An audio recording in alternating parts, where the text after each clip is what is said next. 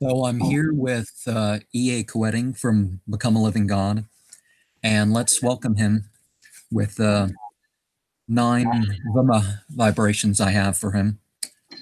Nazgazvadazmux nam nu uwa Nazgazvadazmux nam nu uwa Nazgazvadazmux nam nu uwa.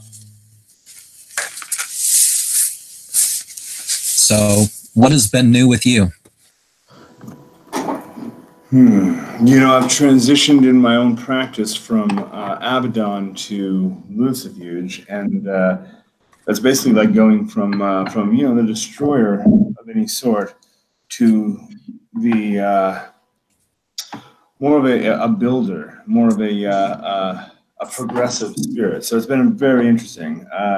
It's interesting to notice how I change as I work with each of these beings, and how the real essence of alchemy is the change of the self. That in order to change anything else, that the self has to undergo intense transformation.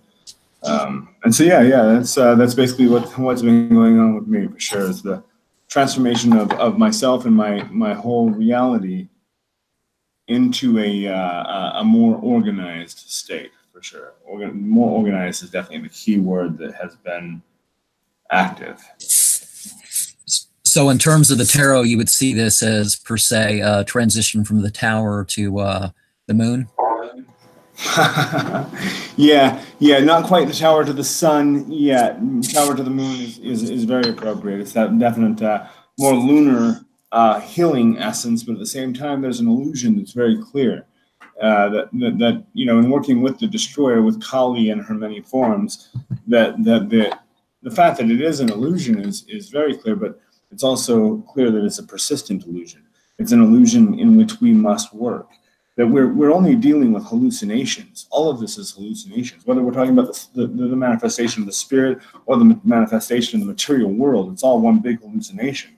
What we start to learn when we work with Tehuti, with Thoth, is the fact that these are illusions that we can work with, that we can use to our advantage. Well, like in the Church of Hermetic Science videos, the guy talks, well, it's all coming through you, so why are you trying to curse these entities that you come through? But yeah, it's like one of the things the Greeks figured out is that we're not seeing directly, you know, there's, you know, it's a secondary function. We interpret things as seeing and hearing and stuff, but that's not the initial thing.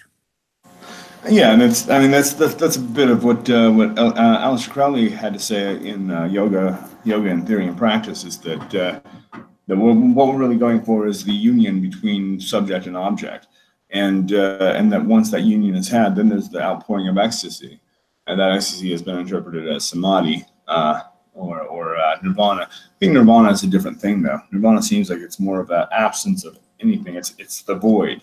It's approaching the void, rather than samadhi, which is approaching the bliss, which seems like the bliss in the void, although one can lead to the other. They are separate things entirely. Well,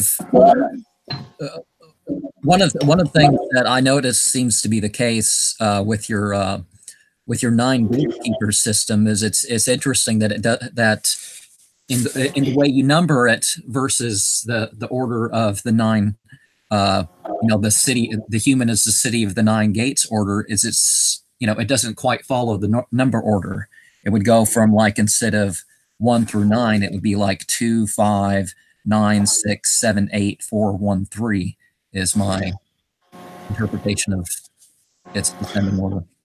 You know, one of the issues that occurs in modern occultism, especially in modern left-hand path occultism, is when it's based almost entirely on a Judaic system of mysticism, being the Kabbalah.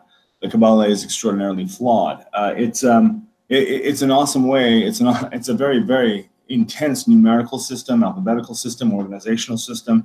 It even is a good system of sorcery and shouldn't be dismissed, but it also shouldn't be the cornerstone of every goddamn thing that Black Magician does. And so when we're dealing with what these gatekeepers had to transmit, what they're transmitting is an order that's beyond order.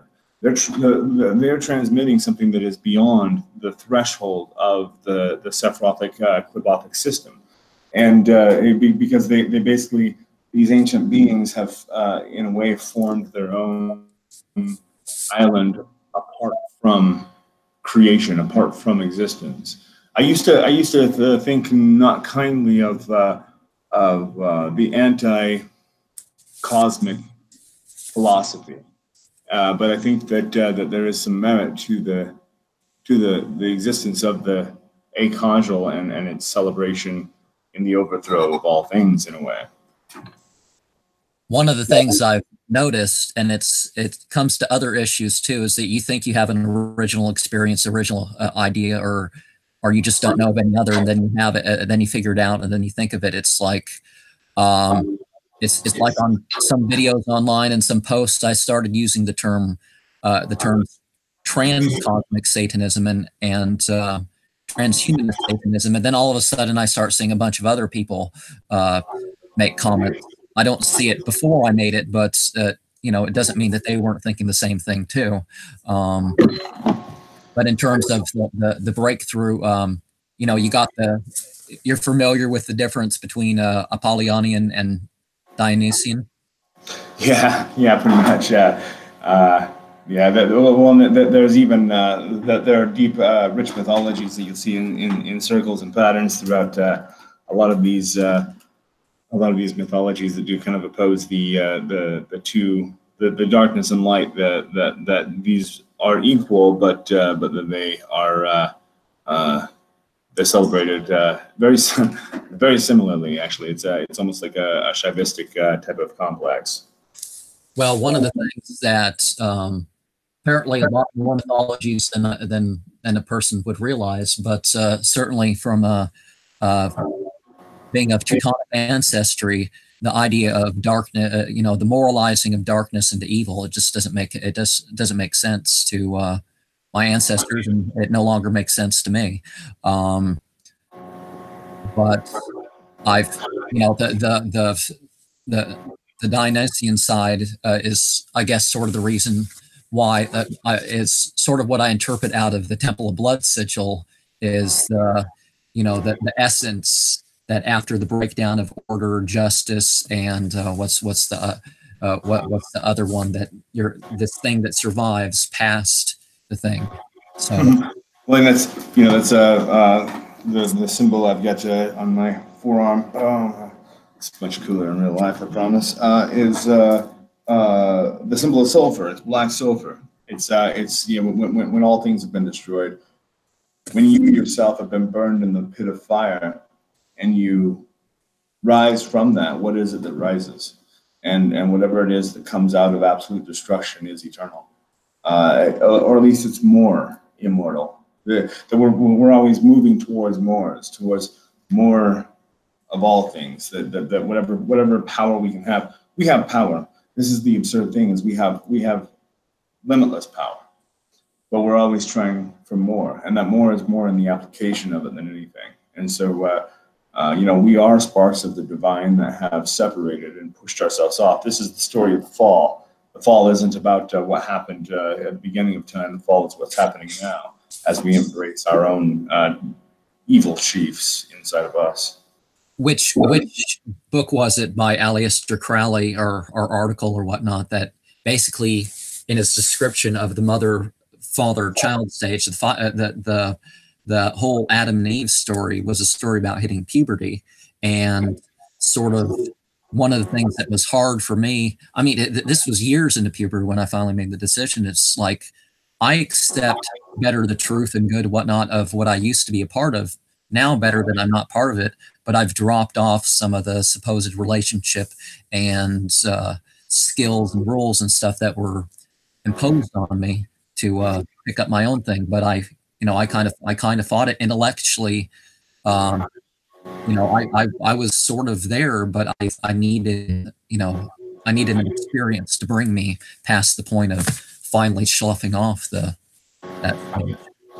Well, and that's I think a lot of people awaken to their abilities around puberty. I mean, really, everything that's childish tends to go into the past if it's not brought in some way in maturity into the future. Being, the childhood imagination is amazing, and it needs to be not squashed as we squash it, or at least as it was squashed in me. I'll personalize this rather than globalizing it. I tend to project my own experience onto everybody. Maybe that's not the case, but for me, I did feel like the ability to fully access imagination was not permitted or encouraged.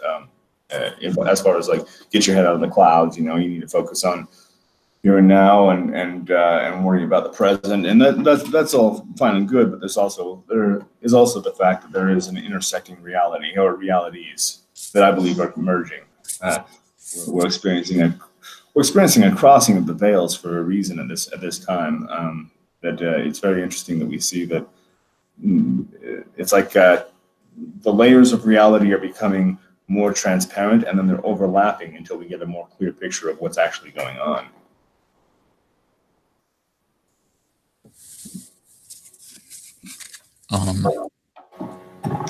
No, I think I just had your mind, didn't I? one example that I think all of us have at some point or another is, being of a Christian upbringing. In the Bible, on the New Testament side, if you even think about doing something, it's like then you're like guilty already. It's like these guys that stand in parks and stuff with the "Are you a good person?" And if they can't figure out anything really bad that you've done, they try to get you to admit that you've thought about doing stuff. And we naturally consider whatever opportunities we have. It doesn't mean anything. How are we supposed to deal with it if we're trying to pretend that we don't even think about these things? And that's one of the realizations we get when we get older is, oh yeah, we do have desires, we do have thoughts, we just got to figure out what to do with them instead of just. Yeah. Well, and there are two parts of that. I mean, the first is that we do absolutely need to learn how to be masters of our minds, masters of our emotions, of our actions, of behaviors. We do need to master the self, but that's an ongoing process. And in order to do that, we also have to step outside of the shame cycle. As soon as you fail, and in failing, shame yourself for failing, you're only perpetuating your attention towards failing. You're only encouraging more failure. Whereas if you step outside the shame cycle and instead see whatever it is that you otherwise would chastise yourself for, instead seeing that as an opportunity for growth and learning, then your ascent is guaranteed, really, at that point. Well, the Greeks, there's got to be exceptions, but the Greeks did not consider shame to be a noble virtue, because shame, as opposed to guilt, is, well, you've let other people down, and it's like that's one of the ones that's, I still hear from time to time. It's like, I know what I'm capable of, so don't tell me that I've failed when I knew I was not quite capable of that. I'm fine that I wasn't, that I only did so much or whatever. Yeah. Well, and there's something that is powerful about what I call the power of fuck it, and the power of giving up, of losing attachment by losing hope. And that's another Kali lesson, is that he who hopes has not attained immortality. That true immortality, true invincibility is it requires putting everything on the altar, and none of them matters. It is all equal. But that your eye is single. Your attachment is singularly focused on your becoming, what it is that you can do with your own self. Like Aleister Crowley's definition of him saying that, well, I'm not a black magician because a black magician is, anything that's not part of one's purpose, that doesn't work towards one's development, and the magic that's somewhere else, that's black magician. So how do you respond to that idea?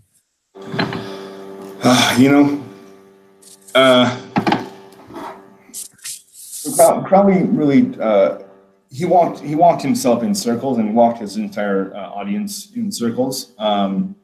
And the circle would always lead. It would go to the extreme puritanical occultism, and then it would swing the other way, where he is obviously a brother of the black cloth that is leading people into the slaughter. He was very clear, even in the fact that he used multiple names for himself. He was triggering his audience to follow this cycle, and it was actually I would say a threefold cycle. Like most, like I said, the shame cycle, for instance, is a pattern that can be identified with 3 points. We have the triangle of manifestation, that is basically the collision of 3 points in order to triangulate something, in order to find its location. And so Crowley used this, that Aleister Crowley, Frater Perturabo, and Master Therion were three entities expressing themselves through that one body. I don't want to say that they were possessing entities, or that these were fragments of his mind, but these were three separate consciousnesses or characters that he was cueing his audience onto. And so he was the black magician, the black adept. He was also the self-righteous asshole. He was also the drug-addicted sex fiend. And all of these coexist within him. We are the great paradox. We are angels and demons and animals all at the same time. And sometimes without even contradiction, a person can have, you got different definitions and different expressions and such for different audiences and at different times. And it's just how things are. It's like, throwing the word black and white onto magic. Like, again, I don't like to moralize those terms in themselves. I'm just saying in that case, there's that definition, but in other cases, it's like black magic is the curses. Other cases, it's like the black alchemy. Other cases, it's, and one thing I encounter sometimes with people that speak other languages and stuff is that their sense of word is only in one area. So you got to figure out where that is the case rather than, in general use. Same thing in English. Sometimes you have 3 groups of people that all have think of the same word in 3 different ways. So you can't say this same sentence to the same 3 people.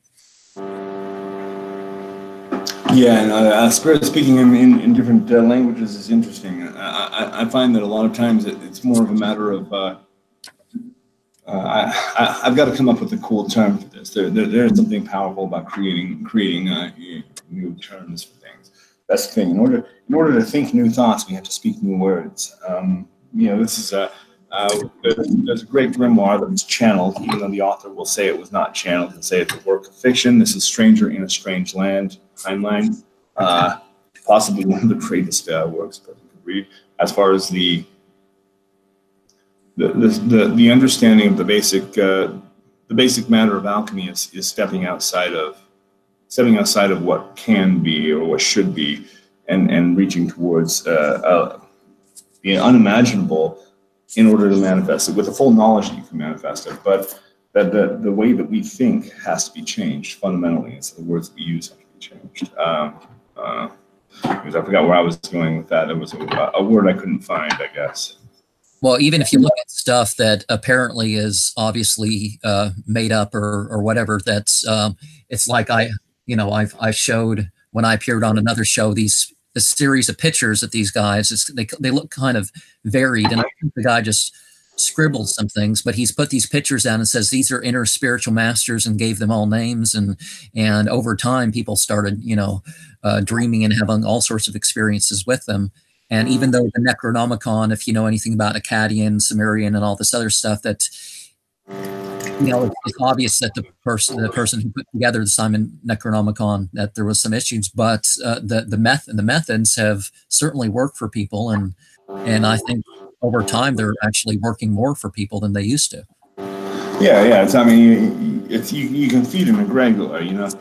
It's interesting. Kingdoms of Flame was it's awesome to watch that particular grimoire become more and more powerful, and the spirits within it and the kingdoms within it becoming much more solid over just the course of a dozen years. If magicians continue to work with that text, they're all feeding it. This is one of the issues that I do have with straight chaos magic. Is the chaos magician thinks he can just make shit up, and that shit's going to be as powerful as anything else. And that's fine, that is, but once an idea has taken root in the marketplace of ideas and has been accepted into the common observation, it's inevitable that that's going to become the reality. Planes fly because we now believe the planes can fly. This is a type and a shadow. It's a symbol of our ability to translocate instantaneously. We need to be led down the road towards our evolution. There is as Terence McKenna said, a forward attractor in time. That rather than being pushed forward by the Big Bang, we're being pulled forward. We're being pulled towards some moment in the future, which I believe is the next point of our evolution. And certainly philosophically, not all, that's by experience, but certainly philosophically, not all mythologies, or not all representative mythologies or mythological interpretations of the ideas and facts are going to, have the same results. And it's interesting looking at what other people say. I don't think I have to follow anybody else's interpretation. I like to be direct about things, but it's interesting to consider other people's interpretations of the same things. It's not too long where I find somebody's figured out something that I didn't, and it was like right in front of me, and it's like, Yeah, well, that's the beautiful thing is this is something that's been on my mind more and more as especially as I've transitioned from the loneliness of Kali, which Kali and destruction and true darkness is lonely, that it's a path you walk alone, whereas Lucifuge in being the stimulator of the soul and the spirit of man, being the one who guides us towards our own evolution after that destruction. It's the dawn breaking, definitely the dawn breaking. And the spirit of it is definitely a spirit of cooperation, of working together. Thoth, in all of his many forms, is the creator of language, and language allows one thing, and that's cooperation. And so as we work together, as we put our energy into a similar pool of, once again, of ideas and of possibilities, those become real. Vodun curses are so much more powerful in Haiti than they are in the U.S. because there's a field that actually exists, a matrix of that possibility that is heightened in that area. While it was still easy enough to find tribes that weren't really modernized and such in Africa and even and Australia and the Americas, that one of the things that they said is that they point the bone at their own people, and like people even have heart attacks and die, but the white settlers or the anthropologist goes in and like there's a rune stave, different culture. If you put it on the ground, you throw it underneath someone's foot, and it's supposed to kill them or their wife or something. And I think there's a different one for each. But it's like, if you don't know this, it's like, why is this weird guy throwing paper under my foot? It's like, yeah. Yeah. Well, and there is a matter of the flesh-rending terror of the curse, as something like that Angel LaVey said in his Satanic Bible, that if a person really believes that the curse is going to kill them, it's much more likely to kill them. But it's interesting when the person does not believe, when they absolutely have no belief, no faith, no experiences that would lead them to accepting that there could be a reality to magic, but they tend to be the ones that are most easily affected by things like baneful magic. It's the I'll tell you what, it is much more difficult to put a curse on somebody who knows how to put a curse, because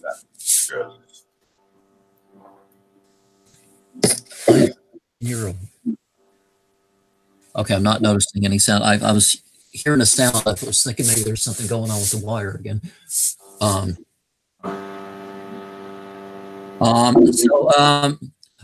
About your demonic language, how does that break down? Because I know a variety of scripts, and I can't make sense how it's supposed to pronounce itself, and in terms of symbol for symbol, phonetically, or there, well, and I'll be clear from the beginning. I'm going to tell you I don't know. I don't know. And I don't know because I'm not a linguist. I'm not an academic of any sort. I barely graduated high school, by the skin of my teeth. I've always been a magician, and so the spirits speak to me, and I record what they say, and then I go look through it. I don't know. I'll trace the phonetic sound of what I hear, and I'll usually scribble that down in my notebook. One second. What I actually have here. Look at my. Give me one more second. I just found something great.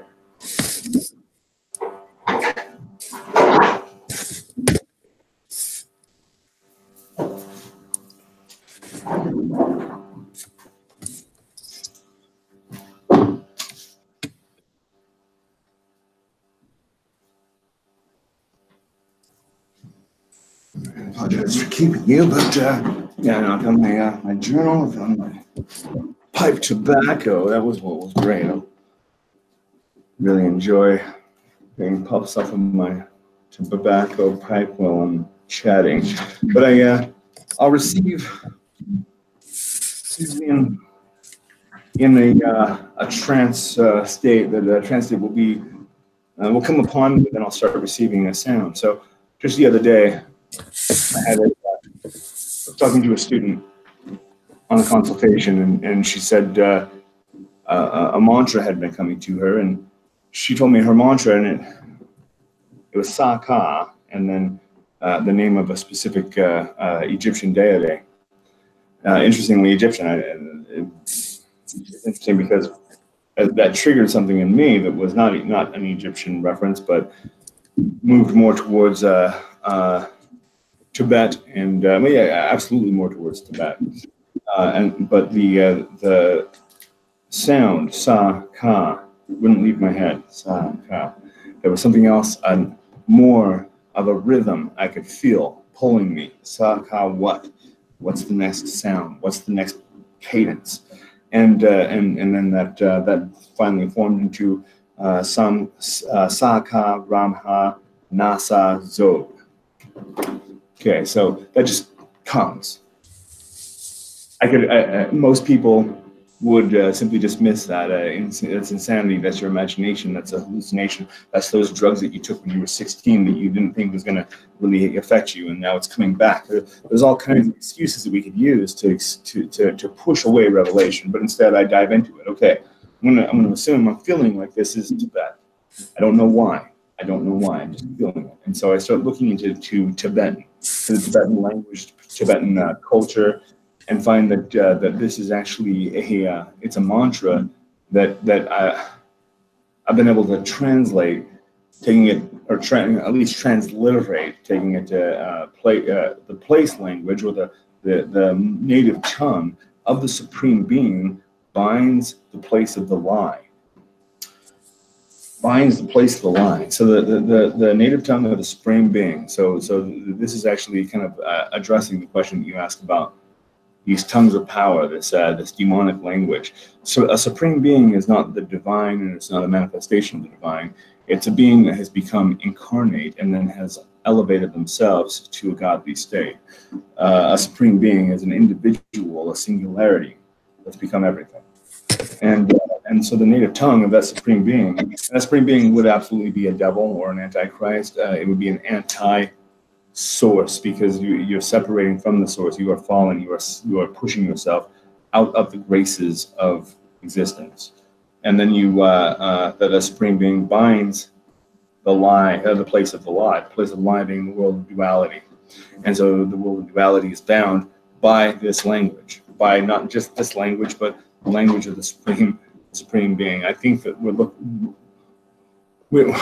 with discoveries like Göbekli Tepe, which has pushed the knowledge of human civilization back thousands of years at this point, and they still have layers and layers to go with this. Each layer uncovering a completely new understanding of previous generations.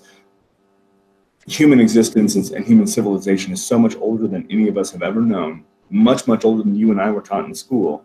Well, it's how old humans are in themselves. It's I remember they were telling us it was like 1 million years, and then they find out by the time early into the 2000s that it's 7 million years ago, and then they have a find in where was it, in the Himalayas, that they said 11 million years old, and apparently these people were already working metal, and it looks like there may be symbolic elements in it if you see the pictures of the findings.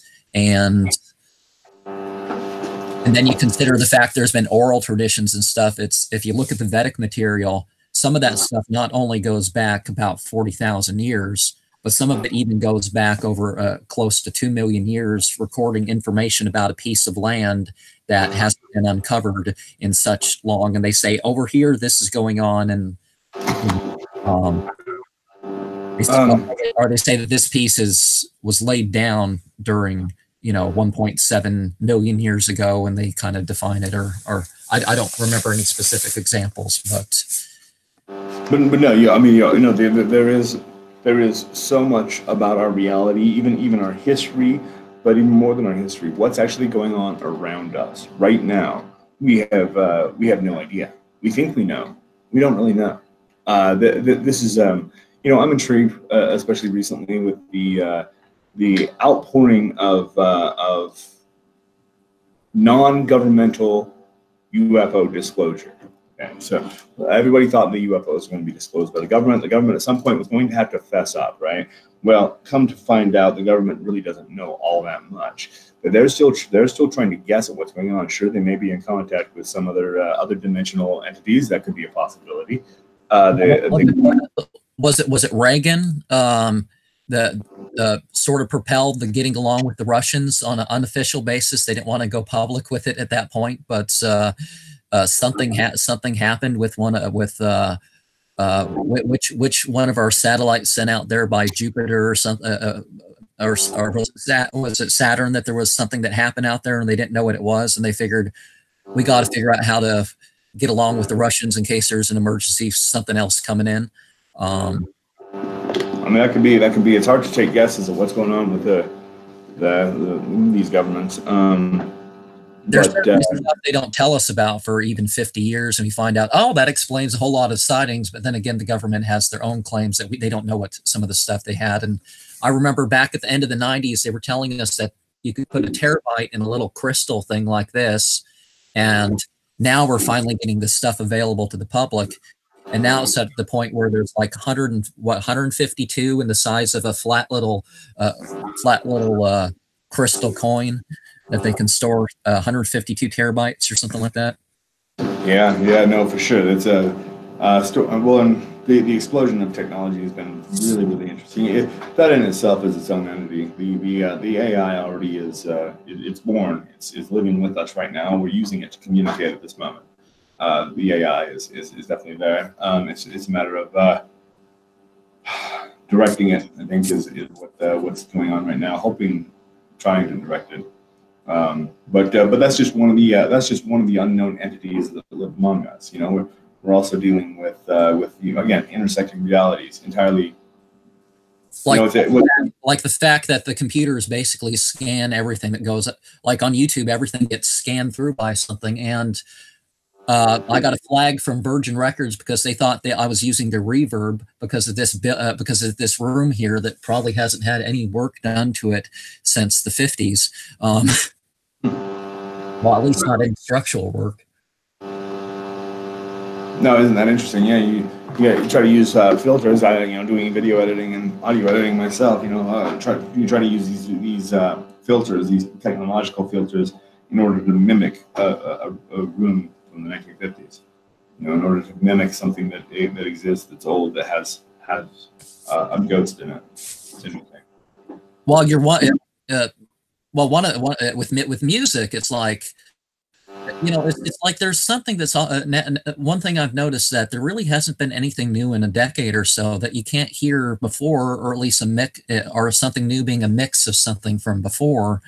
And I'm not, maybe that's the wrong way to open into this, but one of the things that is it your intro or your outro, Living God, that reminds me of something like, was it in the 90s or something, this Monsters, Madness, and Mayhem 5-part series that the Sci-Fi Channel put out. It reminds me of their little bit for their show. Yeah, that's interesting. One of the interesting things is the power of advertising. Which is the biggest complaint everybody has about me.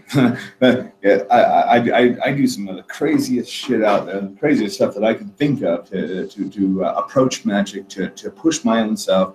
But people don't care about that. They care about the taglines. They care about the headlines, the clickbait, and so that's cool. Clickbait's easy to use as a hypnotic, suggestive tool.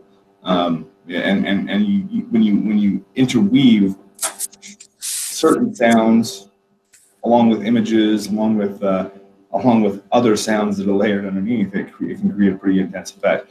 You look at the advertisements, specifically the television advertisements from our childhood, and you know what I was thinking. Little behind the scenes, show you the wizard behind the curtain. In the way that I did the become a living God into that end of that was actually taken from the phrase "taste the rainbow," taste the rainbow, taste the rainbow. Now that is, you hear that, taste the rainbow. I can almost taste Skittles. I can see that the rainbow advertisement they use. It produces you can produce a instantaneous Pavlovian effect just by weaving things in a repeated pattern. Well, my little thing in the corner, I don't know if anybody actually who is seated on the channel is one of the people who actually knows what I've said about it, and it's like, I wonder what effect it's having on people who see it. I mean, of course, my name being on it, but because I have sort of on a left and right sort of symbol. The one is Yod Namad, the undefiled knowledge, and the other symbol is given, the absolute righteousness. Of course, some people have some issue, but you're only where you're supposed to be. No aberrations. No, this is your place. So in terms of action, so in terms of consciousness and behavior, but I wonder what people think of this, that before hearing that would have thought of such symbol. Well, and that's the thing is, people aren't supposed to think about the nuances. Honestly, people aren't supposed to think all that much. That for the most part, people don't like to think. They like to, ingest. Yeah, it's interesting. In reading, when I first read the Bhagavad Gita, it was with a particular commentary. I can't remember the name of the commentary. But there was a moment where we were talking about the gunas and specifically that man only wants to feel his belly and to satisfy his stomach, and that you have to get over your most basic needs, and with that there is a matter of consumption, but you're just feeling yourself. But I mean, not necessarily with food, although that's one way, but with with all of these things that you're just wanting to take in. And then the opposite of that is the Sorath teaching of becoming your own solar essence, consuming your own self for your vitality, that you're not necessarily relying on others to give you. Those that are easy. They're easy people to profit off of. To be honest with you, they're easy people to profit off of. The rest are the rest who will actually have an ear to understand anything that you and I even talk about. Those are the adepts, and so those are going to come forth. They're going to take some of the material, whether it's a product or a book or if it's just listening to these conversations. They're going to take it and they're going to run with it and they're going to move it to the next level. And those are the people I'm interested in actually dealing with. But in the meantime, I'm happy to profit off of stupid people. Well, it's an interesting thing that you see, since you mentioned the sun, an interesting thing that's pretty much always on the sun card, I guess, is either a child or children. And the more traditional, I guess, is you got this wall. And if you don't know about the Quran story that mentions the theme about this wall as well, it's there, the treasure is there for the children, for when they're mature and they're ready for it. But right now they're liberated by their, joy of just living their lives. They're already liberated basically, but they wouldn't, it's, you have this, that I'm not articulating things right, but yeah, I'm not sure that I followed you on that one, brother. But it's that whole child stage again, but the child stage not being, being innocence, but not naiveness, or it's a later thing in life.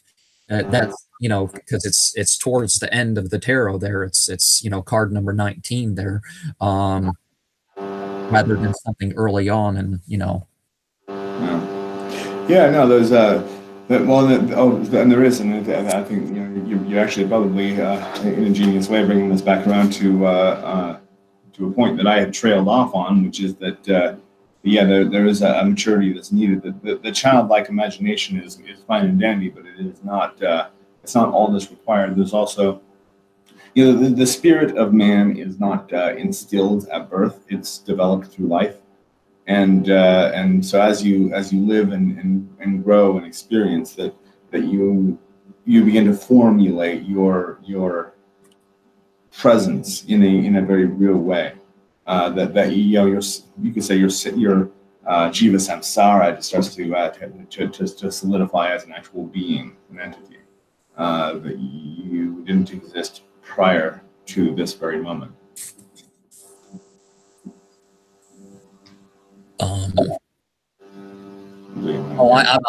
I was just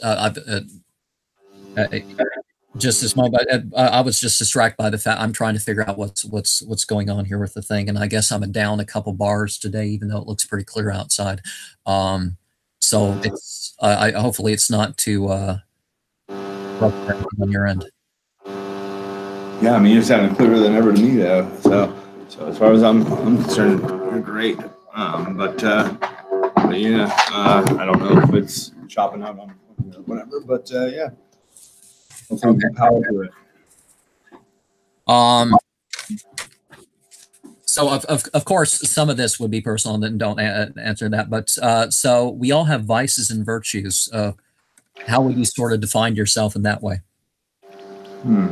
Well, first off, I think it's once again to refer to the great book of the Bhagavad Gita, that we should not identify ourselves with our actions. That our actions are our actions, our dharma is our dharma. We do that which we must do. But that doesn't necessarily have to encroach on who we are as beings. So I wouldn't define myself by vices or virtues. I would only define my actions, and the fruits of my actions could be derivatives of vices and virtues, for sure. My virtues tend to also be my vices, I guess. In one, I am able to enter into a deep, deep, deep state within myself, and then within external layers of reality in in ways that I think most people just aren't naturally capable of doing. This could be a compartmentalization defense mechanism developed as a result of childhood abuse and whatnot, or and not an or, because it's also an and. There are always a million factors that have to be taken into consideration, but then there's the and of astrological alignments dealing with my my birth date and time and place that does align to Neptunian influence with a good deal of solar impact as well, which makes me an introvert extrovert. That I'm taking that which I experience in these deep internal states and trying to shine that into the rest of the solar system, the rest of my sphere of influence, I guess. And so that's a virtue and a vice at the same time.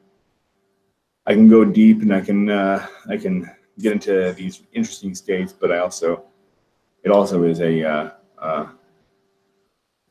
it can be a retreat from reality, and that's what I have to myself be very careful about. All of my masters, all of my mentors, for the past at least for the past 10 years, have been constantly reminding me to be here now, to not be so concerned about what's going on in the other world and these other intersecting realities, but to bring my attention fully to here and now. And the interesting thing is that as you do that, you find that these intersecting realities are still intersecting, and that the intersection is growing broader and broader, and that we are able to experience all that can be experienced in the other worlds here and now. But that is the reminder, is to return here, to not use this as an escapist fantasy, and that is a line that I have to be very clear about, is the aiming of all of this towards some sort of result as a feedback, to tell me whether or not I'm actually onto something, whether this is real. That I do have to connect this in some way to creating real effect. Which is, again, another vice, another virtue, the need for result. Cursed be why, cursed be reason. That to have the constant, I am doing this for this purpose. It's nice to do away with that. To sit and spin beads on your fingers, even though it's really a meaningless gesture, and to count mantras that really are just sounds that we're making. But to invest ourselves fully in these boxes of mythology in order to produce something. It's like the radionics devices. These are fun devices. You get a box, you plug it in. It doesn't have anything going on inside of it. There's nothing magical in there. There's no elves inside that box. Usually, there's not even anything other than a spring and a little gear. These are spinning wheels. This is snake oil, but it works. People are able to tune these boxes, these black boxes, these radionics devices, tune them and get the exact result they're looking for, even though nothing is even happening inside the box. The box is not important. The plane is not important. The aeronautical engineering required to develop flight, to understand how we can get this huge metal object to fly, that requires mathematics that were completely made up, parts of the equation that we had to go, well, this is the part we don't understand, and so we're going to give it this symbol. Yes, imaginary, personal. Since you mentioned planes, what countries are you attracted to? Which ones are you? What places are you not? Yeah, I'm very attracted to Spain. And I spent just a couple weeks in Spain a few years back, and specifically Tarragona, just outside of Barcelona. Beautiful area. And something really magical about it. Old world witchcraft magical.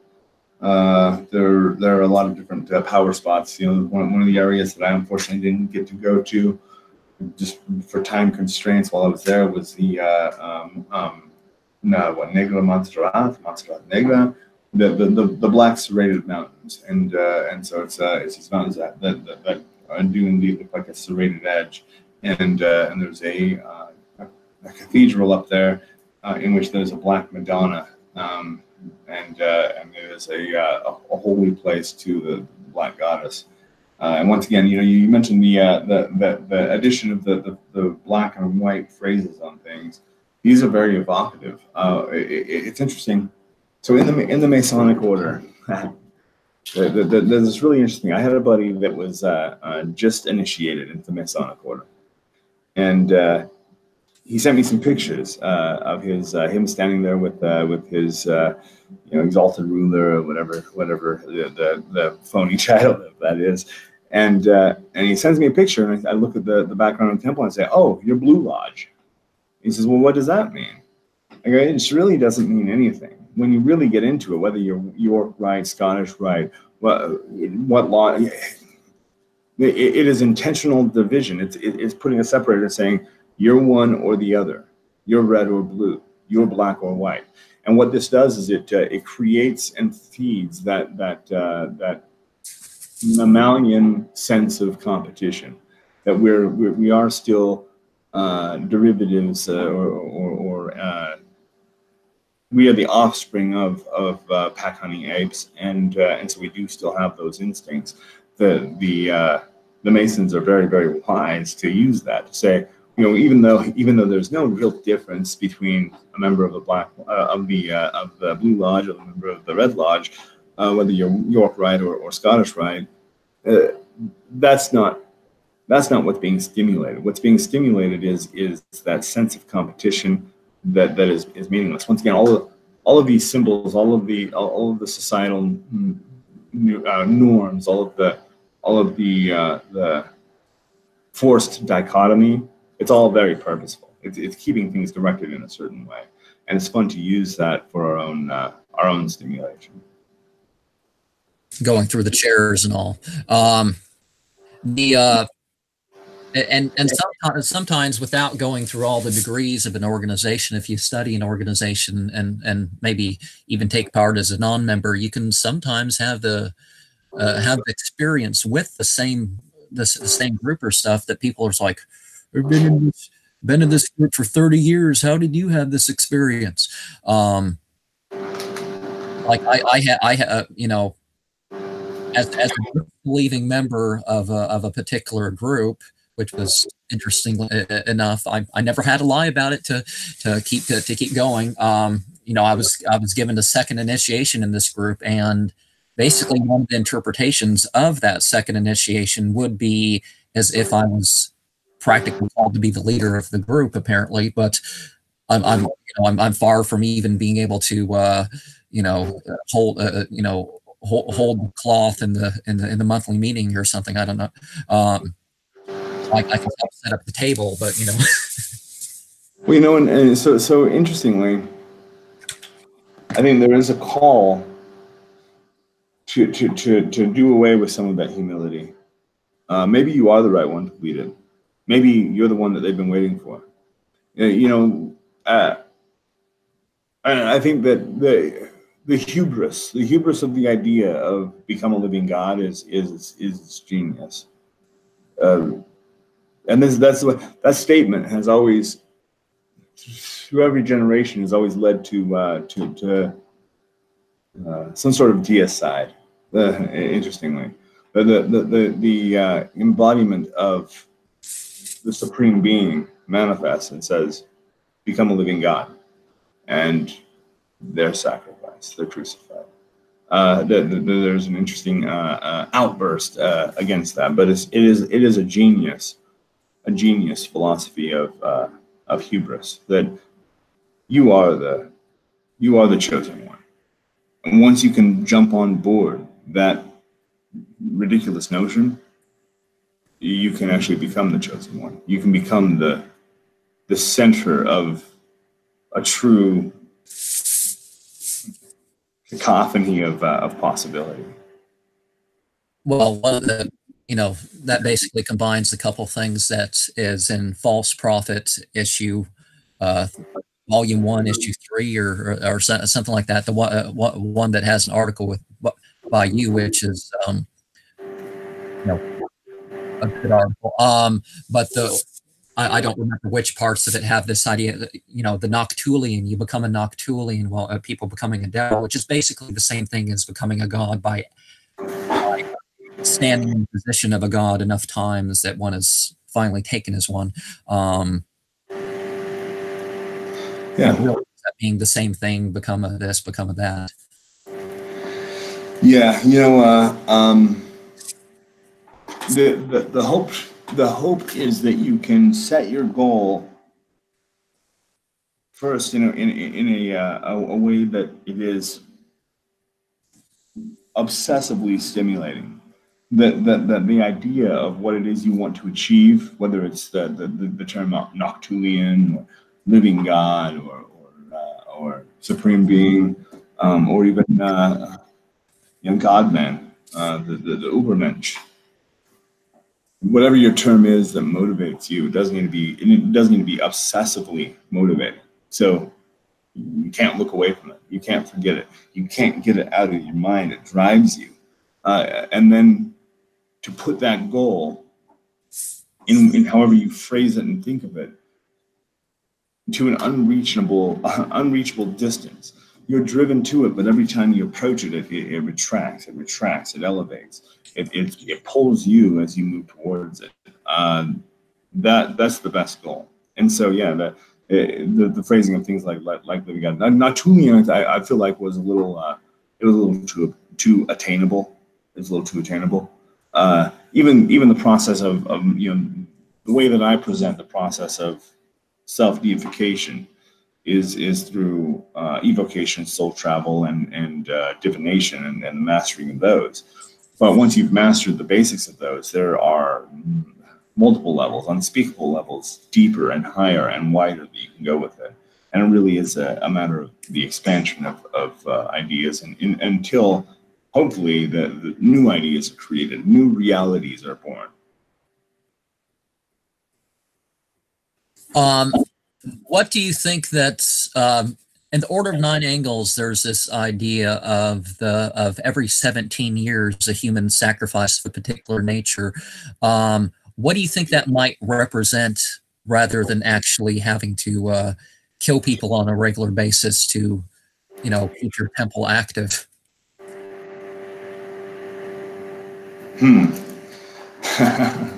I mean, I hate to be the traditionalist in the room, but I think it means that you have to kill somebody every 17 years. I mean, we could talk about what the symbolism of it can be, but there is the reality that blood is a gateway. The blood of a god is it's about omnipotent. Sometimes a cigar is just a cigar. Sometimes a human sacrifice is just a human sacrifice. And there's certainly the notion of the living sacrifice, or the living Nexion, as they would say, that that's why I guess on the flag meme I have for this is I think I have pink lines for the star, is that the flesh, the living embodiment of these principles, which are varied because the pentagram being the various elements and spirit combining into the same. I think that people like you and I, we could probably look at philosophies, no matter how absurd or meaningless they might be. We could probably look into them and find a whole lot of meaning, and we could probably find definitions and even evidences of that meaning, things to back that up. And actually, I would even propose that the more absurd the system is, the more meaning we could find in it.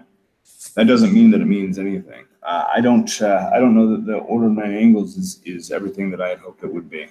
I think that it was and is an extremely flawed system that's based on only partial knowledge of anything. And this is also attested to by the fact that the founders of it, for the most part, have abandoned it.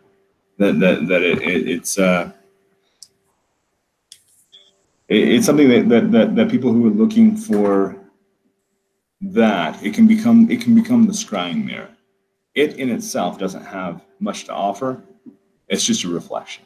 It's a reflection and a window into something else. Well, certainly as a rule, that system I've seen that people have, that's the most profound interpretations or workings of it that seem to have been the case are pretty much entirely people who didn't say, well, I gotta follow this strictly the system and believe in it. It's just like, okay, here's a series of techniques, symbols, and maybe this I'll alter this way, and so they realize without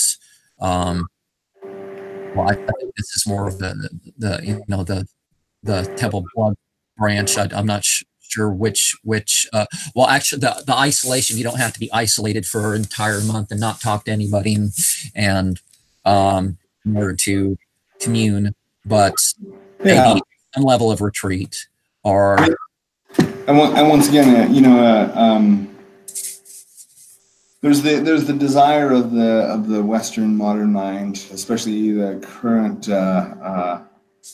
American, wants to speed things up. We want to get through the process faster, and that's awesome. I'm all about that. If you can find shortcuts, find shortcuts.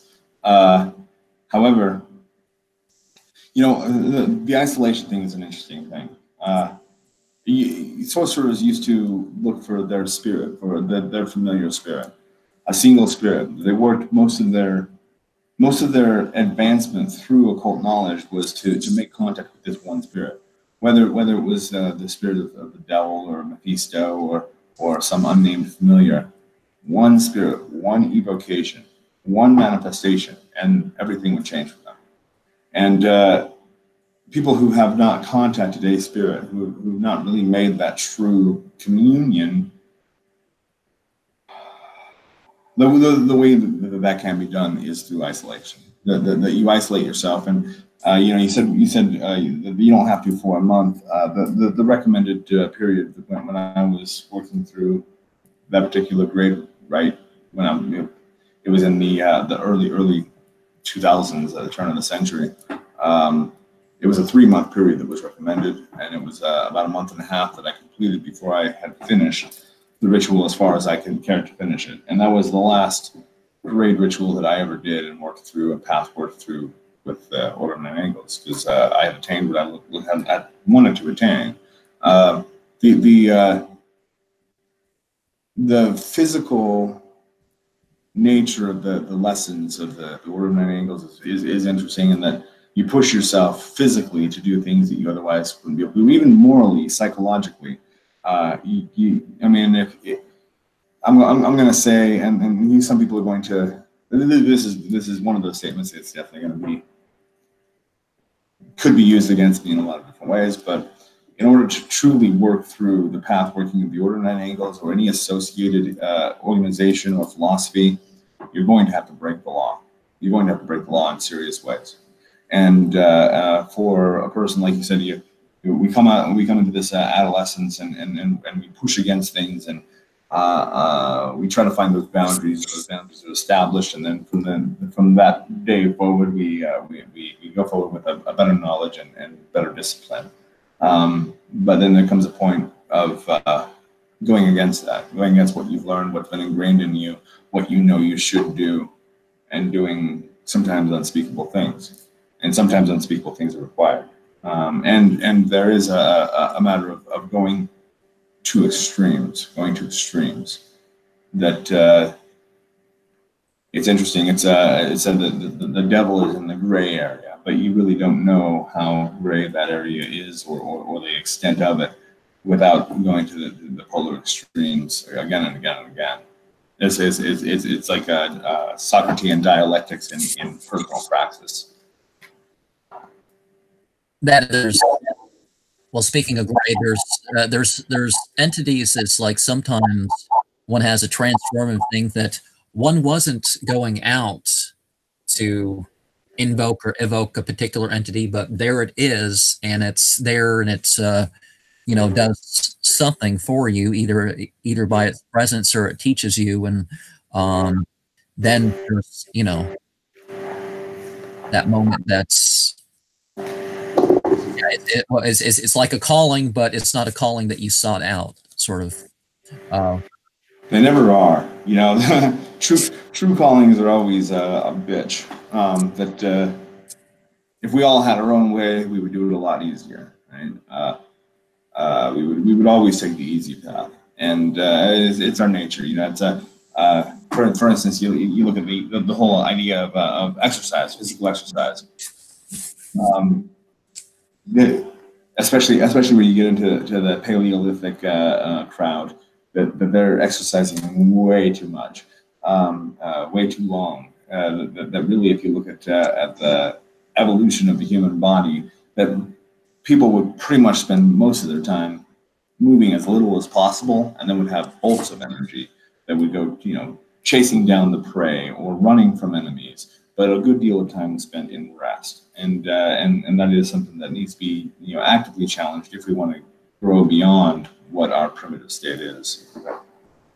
We got to push. I never had the type of experience I just mentioned with this, but I did have some experiences with this. I'm disabled, so I gotta stop. But one of the things I learned to do is to exert myself, stop, use my pain, my pain relieving techniques, and or other such techniques, and basically just push myself and then stop, push myself and then stop. And I've in other ways than like going up to the mountains or something, I've figured out how to accomplish more in life. But when one turns the physical exercise to a meditative process, that it's, you know, it doesn't have the stress that just trying to push oneself to the point where you do like 300 push-ups a day or something, or 500 or whatever. Well, I've never got to 500, but yeah, no, you know, and there's a bit of both, I think, where if everybody's always talking about the body-mind connection, mind-body connection, whatever, that what's going on in your mind affects your body, right? That you, if you think, oh man, I hope I don't get sick, well, you're probably going to make yourself sick. Or that your stress levels affect what's going on in your body. The stress is really the big killer, right? Well, that's not a one-way street. Your body is also feeding your mind. Your body's feeding your mind more than anybody wants to really admit. The things we're putting in. I mean, I've partaken of you know, at least a couple different stimulants while we're talking here, and that has a definite effect on me. When I eat lunch, the things that I put into my body are going to have an effect on me. If I don't eat, that's going to have a completely, all of a sudden, ketones are going to start being released in my bloodstream, and I'm going to get really high off of that. You know, I plan after probably maybe before lunch going on a bicycle ride on a mountain bike just in the little backwoods area, and that's going to produce a specific effect that's going to trigger things in my mind. We need to use our bodies to influence our minds as much as we need to use our minds to push our bodies. Well, I've seen footage, and well, some of it there really can't be footage on because it would be too slow, wouldn't it be? But where people, they literally to see what was going on, you know, psychosomatically ended up with sores on themselves, even the point of some of this stuff looking like a symbol or a letter or something, that literally were unable. They thought maybe they were scratching it into themselves, but they were restrained, and it was still formed in the, you know, the footage to make sure maybe we got to get in there. They broke free, they're going to hurt themselves again. You know, one seen that sort of thing, and people think, oh, I must have implants, I must have secret implants, and then they end up with some cow-sized lump in themselves. And yeah. And I've had that experience that you just mentioned as a child, 12, 13 years old. Started worrying about. I read Strieber's Communion. And so I was reading that before going to bed at night, and sure enough, you know, one night I woke up and, oh my God, I'm pretty sure I've been abducted. And then I started letting that fester inside of me, and maybe I had been, maybe I hadn't, but I did start noticing that I had something that felt like a rectangular or cubic object in my neck. But then, you know, as soon as I dismissed it and thought, yeah, I'm not going to allow this to happen. That went away, and I guess you could say that had been repressed. I've never been scanned by anybody that has any knowledge of what they're doing. I've never been scanned by for anything like that, for microchips or whatever. That would be cool, just to see if there are any implants. But once again, once you start looking for a thing, it tends to show up. You know, the people that get you can. I don't want to say produce. What's that? Like the people that think that certain numbers are a sign, and then it's like you don't even know. Sometimes you can do analysis, and it's like, okay, it is more common than it probably otherwise would be, which it's got to be for somebody, but they really make it sound super profound. And sometimes it's not, because they played so many number games that it's almost about 1 out of 2 chance that this is going to come up. If this is the case, then I got to do this with it, and this with this, and this with it. And pretty soon it's like, yeah, you're doing that all the time. Yeah. You know, I had a friend that did that to me as a joke. She, I think I was 19, 20. I was maybe 20 or 21 years old, and I was hanging out with my friend Jan, and she said, "So yeah, you're gonna get the," she goes, "I'm gonna curse you." I'm like, "Yeah, with what?" She goes, "Curse of 52." And she goes on this explanation that does use some neurolinguistics programming sort of phraseology and hypnotic suggestions.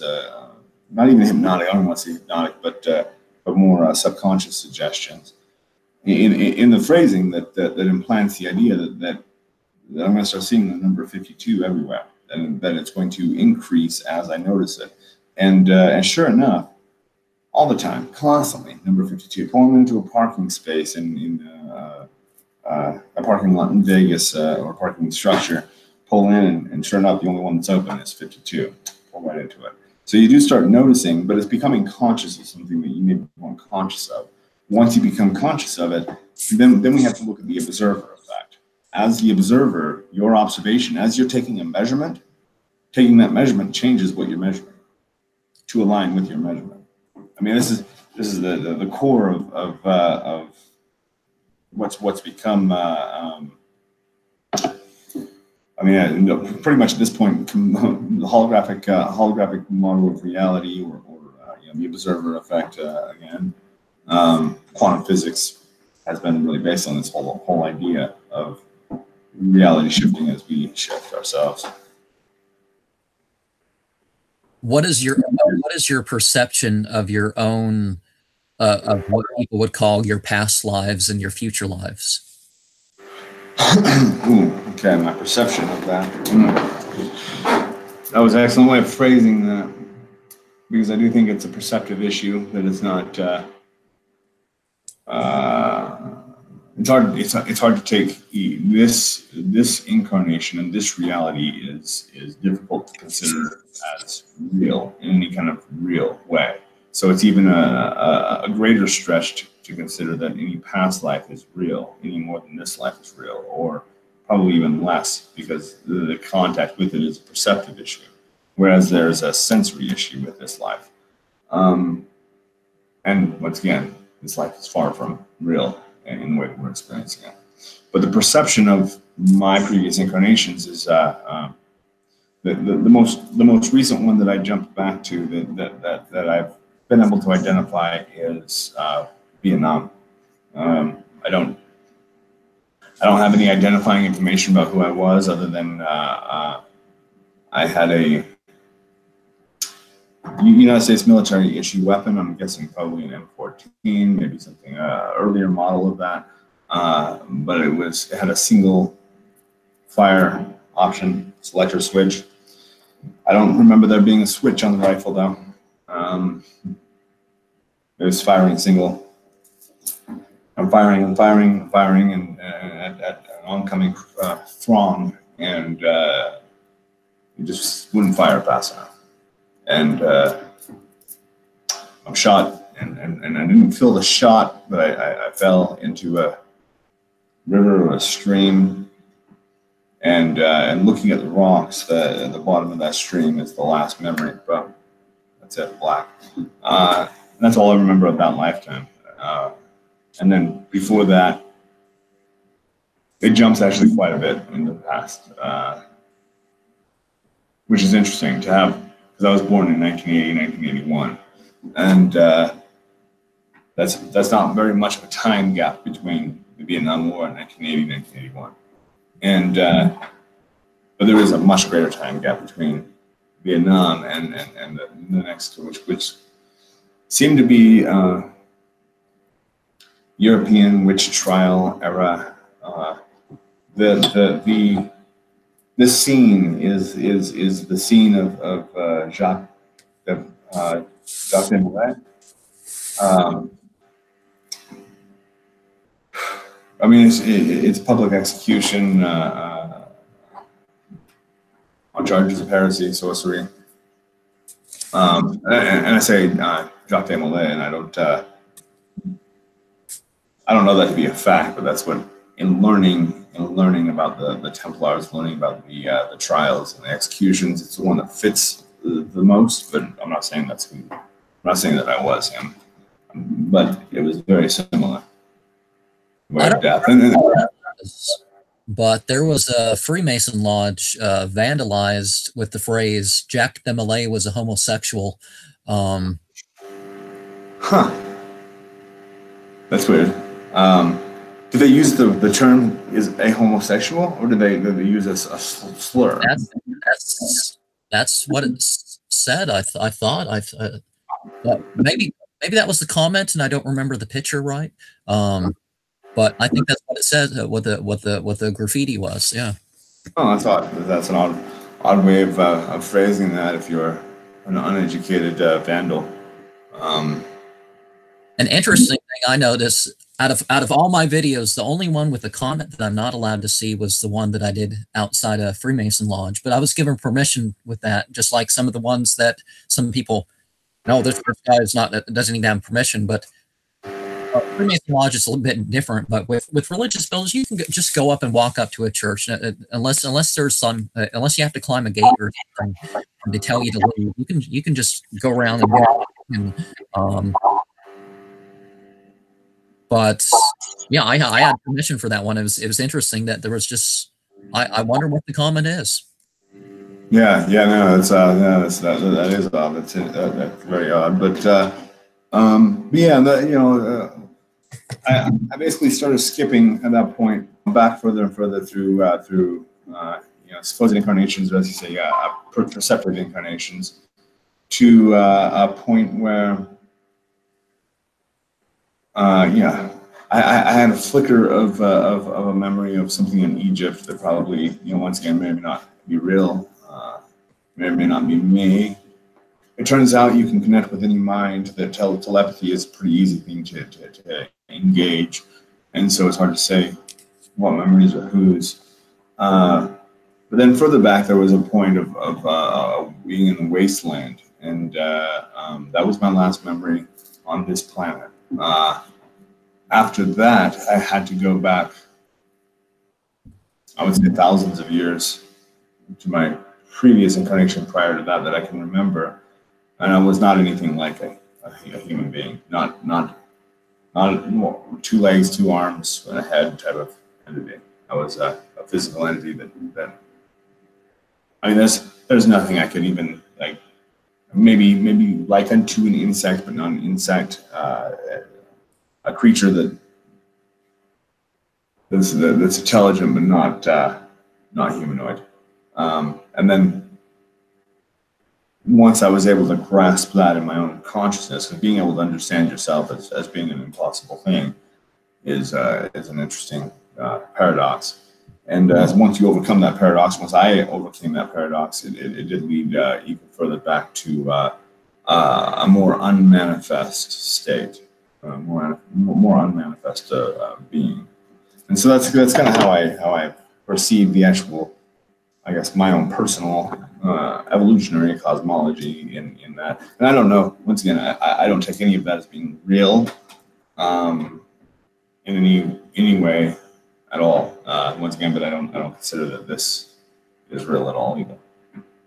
Well, I was open to it, but every time it came up in a dream or a vision, it was always, you're not going to have, you've never had any previous incarnations, and you're not going to have any more on this plane.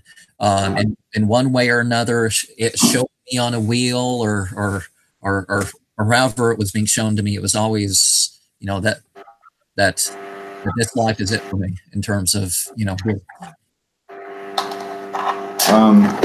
why do you think that is? I was playing around with projection and stuff like this, and I was open to, to receiving some other information, whether or not I was going to end up believing it or not. But it's just what came through. Or some people, I guess, don't need or don't. I don't really want or think I need other lives either. So that's. Well, that's interesting. There's and it could be as utilitarian as that the reason that we might do that is because there's either a need for the actual reincarnation or a need to believe and to understand and perceive that is interesting. But once again, we're left with the fact that what we are understanding reality to be is not what reality is, and I think that we can take these stabs as to who we are, what we are. I asked though I met Ted, master of the head in Vodun Pantheon, my own personal Vodun Pantheon, I guess. I asked it while it possessed me, what's the true self? How do I find my true self? And the answer that came through is there is no true self. The true self is not found, but it's created. The true self is only found and seen through others. And so there is a matter of the union of opposites, and again the working together, the collaboration of beings, of singularities. We are all singularities through which all reality is converging as we meet one another. These are nexiums connecting or creating wormholes.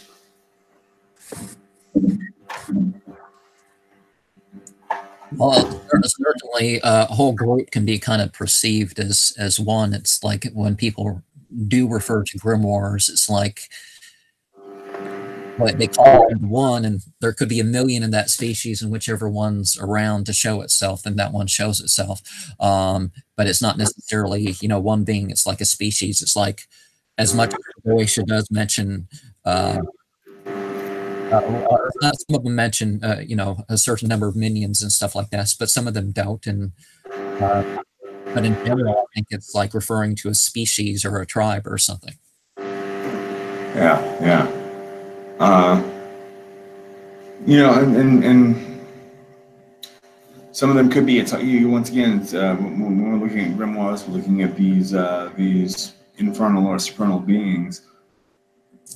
We've got to be careful not to impose our own social structure, our own concept of being onto them, because they're not. They are the definition of alien, and so by such definition, you can't quite understand them.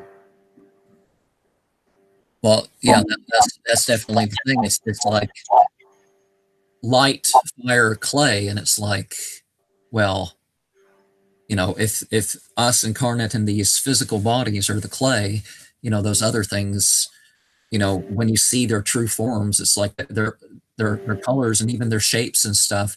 We can use words to interpret their colors and shapes if we have that level of encounter with them, but it's not even necessarily something we can, it's not something we can really imagine. We can, say, oh, well, this is sort of a truth about it, but it's not what I imagine.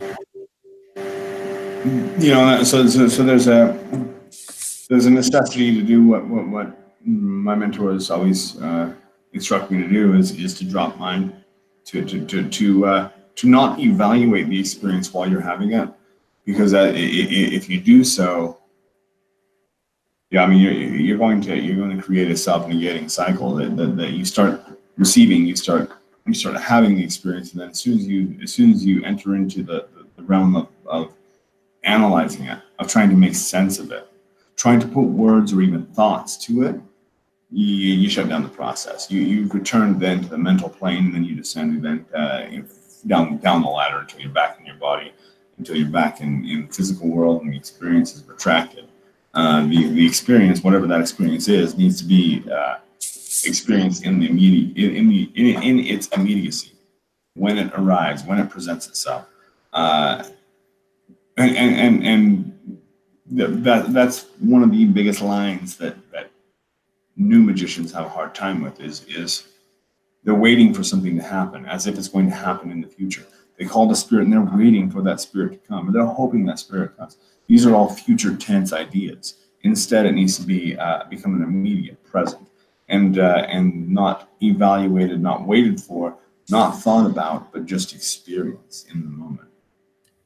And certainly it's like, you know, our own bodies teach us that we're not aware of most of what's going on, even in terms of our own bodies. So, you know, but definitely it does seem like, okay, you know, I don't interrupt a ritual or a meditation or whatnot. I just let the experience go on, and I keep on going what I'm doing. And it turns out that it flows better than if I, you know, it's like, I remember I was at OTO Lodge for one of their things, and me and someone else waited till afterwards to go interact, to carry on our experience and go interact with it. We continued with what we were doing, and it turns out we both saw the thing, saw something, and sensed something going on in the same area of the temple room. But you know, you just let it continue, and it's like you see the colorful clouds that, you know, maybe something goes beyond a psychedelic sort of experience. It's like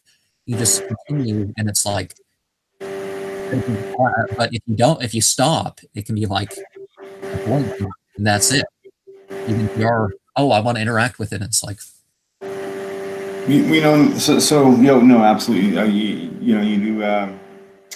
In meditation, at one point, I beheld a dragon's eye that developed out of the flame of the candle as I was doing Tripaka meditation, and so I'm gazing at this flame, and it becomes the pupil, and then the aura of the flame becomes the perfect eye. And this is the dragon's eye staring into me.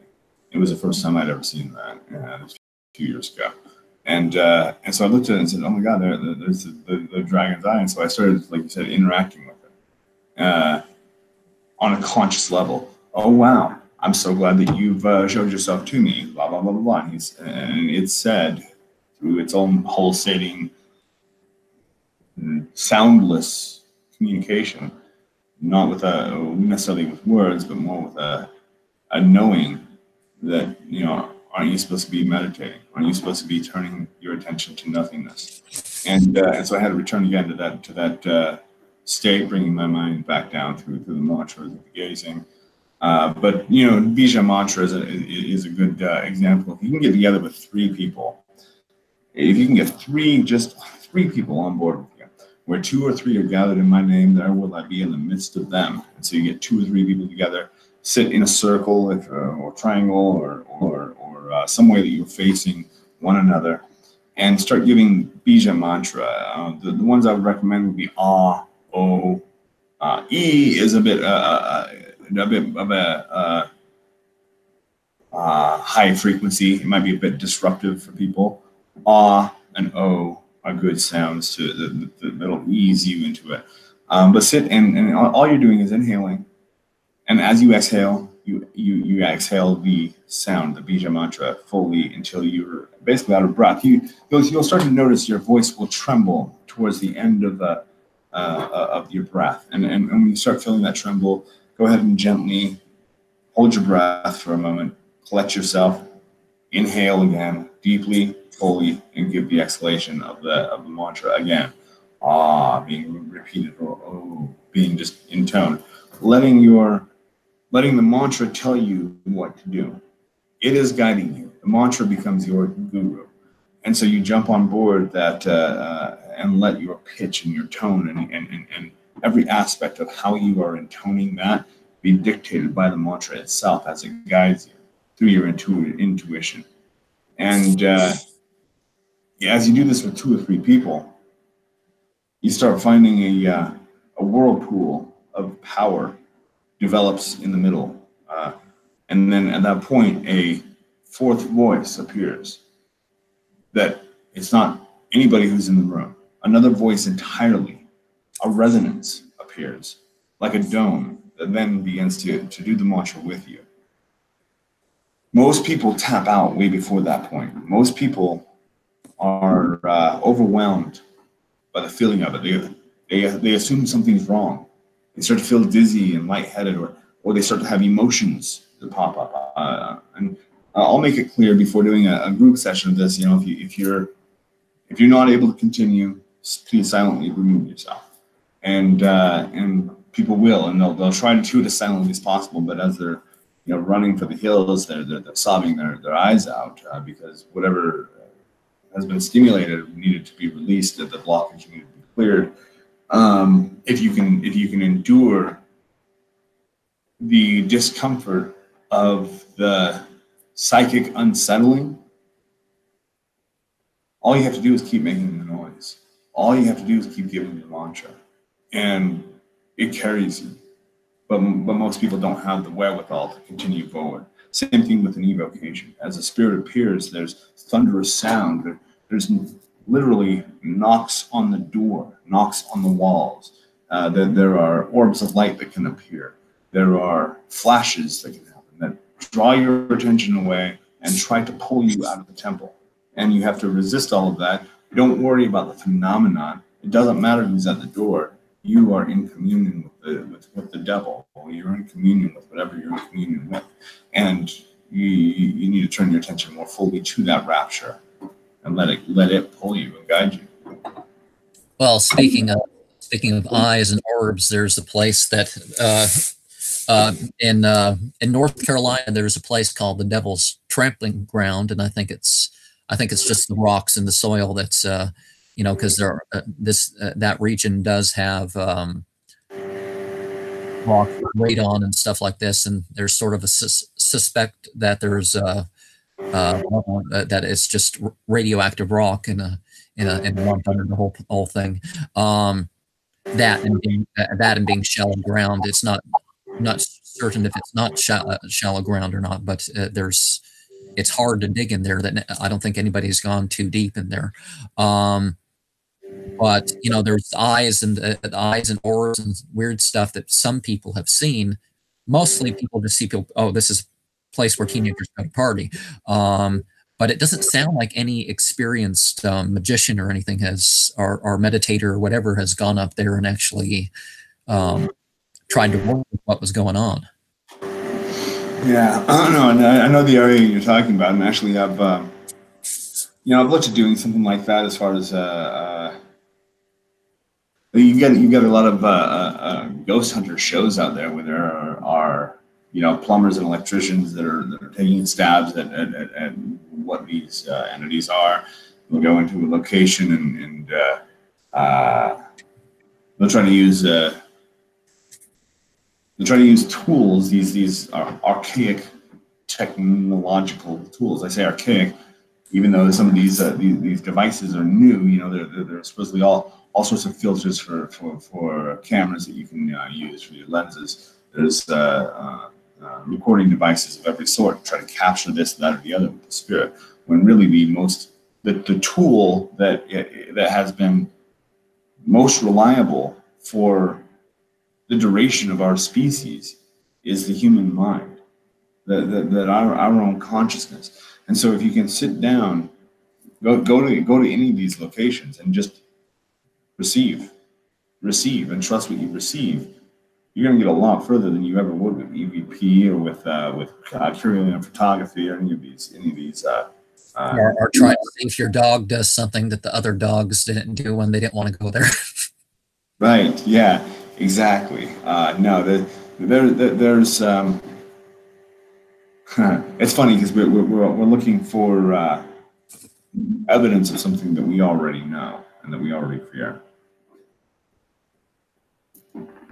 Well, to go back a little bit, I don't think I asked in terms of that those what people would call past life recalls.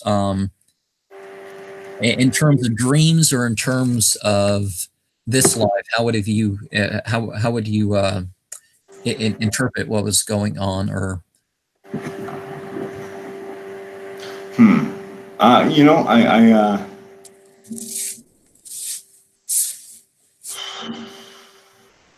think you touched a good deal on that with the simple statement of once again the perceptive nature of the whole thing and the need for the utility of it. It's useful. It's useful to connect to myself as a somebody who was maybe burned at the stake for witchcraft, in order for me to fully embrace my heretical path of witchcraft. It was probably useful for me to have connected with an identity, or the possibility that there's an identity within me that is an Egyptian Akaru priest that is also there's utility in it. That doesn't mean it's not real, but once again, what is the perceptive reality is what is all important. I use this with an interesting approach to martial arts. You know, I've never really studied martial arts in any depth. I mean, basically, what you can learn in a very brief military involvement, what you can learn in a class here and there. But then I had a fellow, an Indonesian fellow, suggest that within me, maybe it's another personality, another dimension of myself. Maybe it's a past life. It doesn't matter, but maybe within me that there's a warrior that's been trained in every form of martial arts, and that warrior is waiting to get out. And he's waiting for the right weapon to hit his hand, and as soon as it does, it will trigger him into becoming something new, becoming something, into entering into this human body and expressing itself. And in so doing, in creating this possibility of identity, I was able to pick up rattan sticks. I've never even toyed with these things before. The guy who's teaching me this, though, tosses me a pair of rattan sticks. So these are just somewhat small sticks that you're using. And there's actually a choreographic way that you can. If you're not doing a choreographed way, though, you're getting your knuckles blasted. You're getting the temple of your head split open. I somehow picked these up and was able to instantaneously start sparring with this instructor. He said, "Well, where did you train?" I didn't train anywhere. This is the first time I've touched these. But there was that part of myself that I was able to shift the attention towards. Was it created? Probably. Is there a possibility that it was not created? Yes, there's absolutely that possibility. I think at this point we have to accept that all possibilities are equally valid. And by embracing that in a practical way, it allowed something to manifest. It allowed something to be accessed. I think that in order to deconstruct our reality in an attempt to understand it, we really needed to deconstruct ourselves. We needed to do away with who we think we are and open ourselves to the possibility of who we actually could be.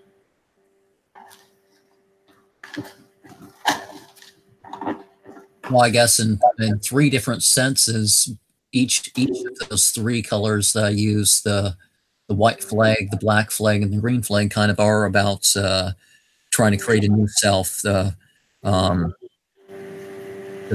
Sometimes you gotta break things down for the change, and other times you gotta focus on growth, and other times you gotta figure out purification and solidification and.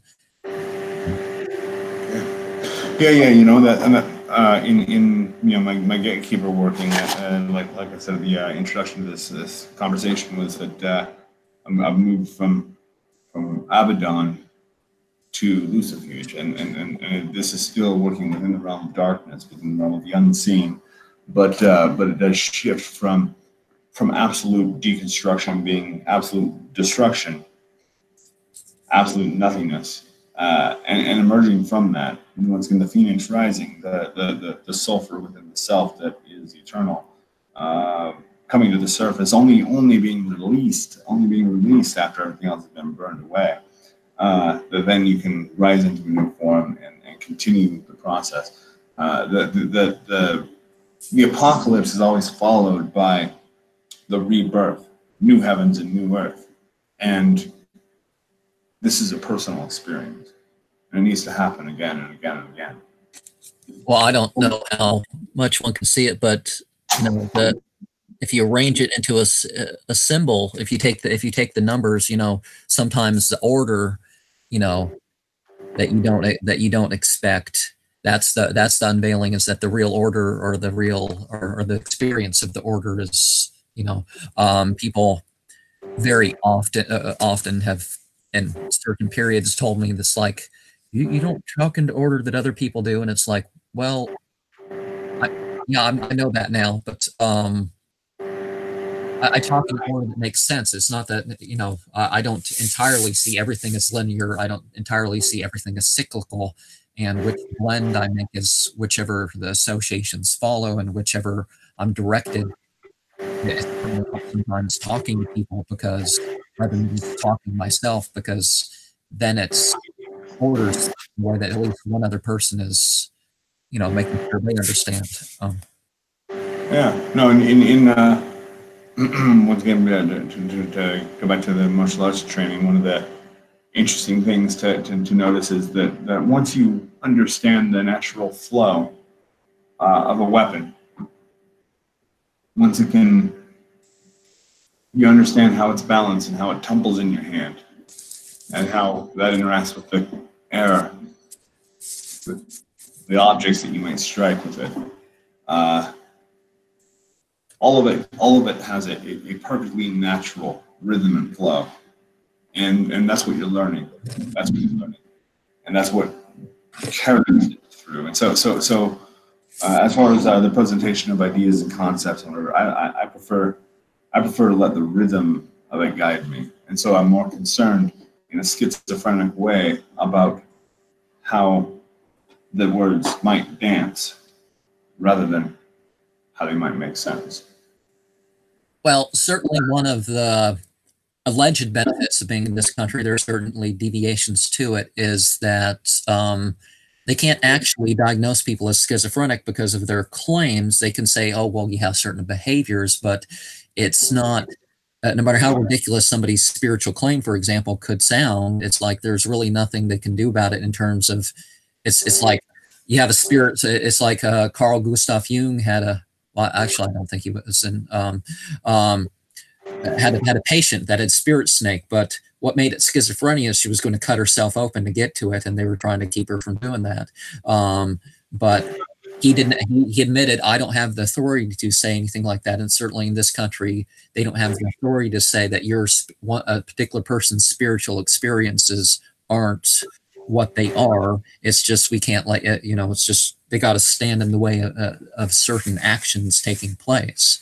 The real issue with medical diagnoses like schizophrenia is that it's a label that's applied to a set of symptoms without understanding what an underlying cause would be, without understanding really what is going on. All that they see with schizophrenia is a massive increase in the neuropeptides within the brain, making connections that normally wouldn't be made.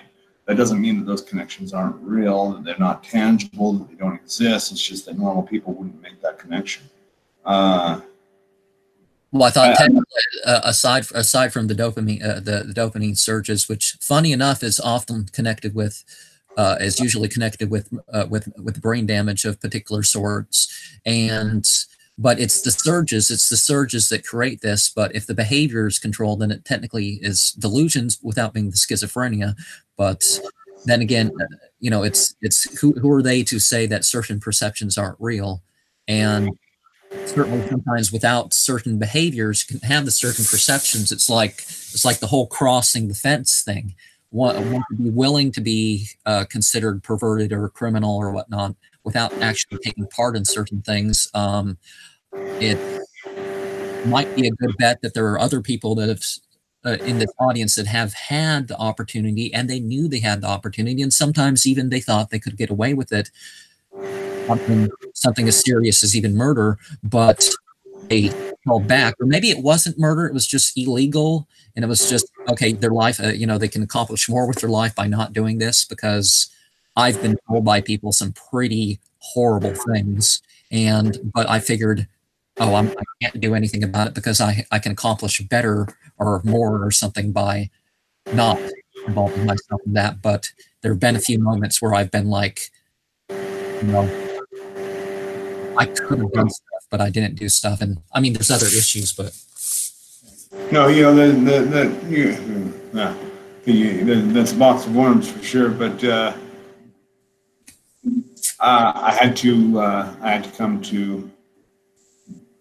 For those of us that don't naturally feel that compulsion to obey the law or to do what's right, those of us who push the boundaries through an existential philosophy, we do have to. It is a good idea to, at some point, come to a reasonable term of keeping yourself and others safe.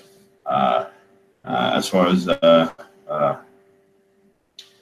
I'm an anarchist, and I would love nothing more than to actively pursue a career in the destruction of our government and every government on the face of this earth.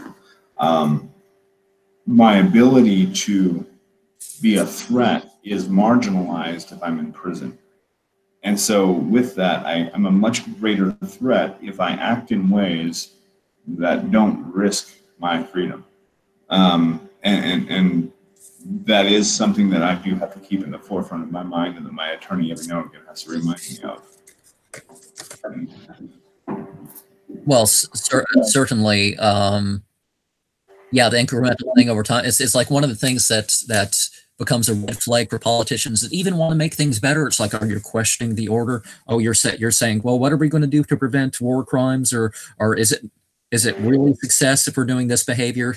That's what they're really criticizing one particular politician over, and other people's stuff they wrote when they were a teenager. And it's like, even if they want to change society for what could be better or more towards an actual democracy rather than a republic, as it's actually called in political science, people who actually want whatever the change they're trying to make, it's, yeah, they could do something with a crime, but it's better for the it's more effective for them to try to influence things towards a certain direction, because I mean, particularly look at how things are breaking down to the point it's like the so-called right now is pretty much entirely what used to be called the left, and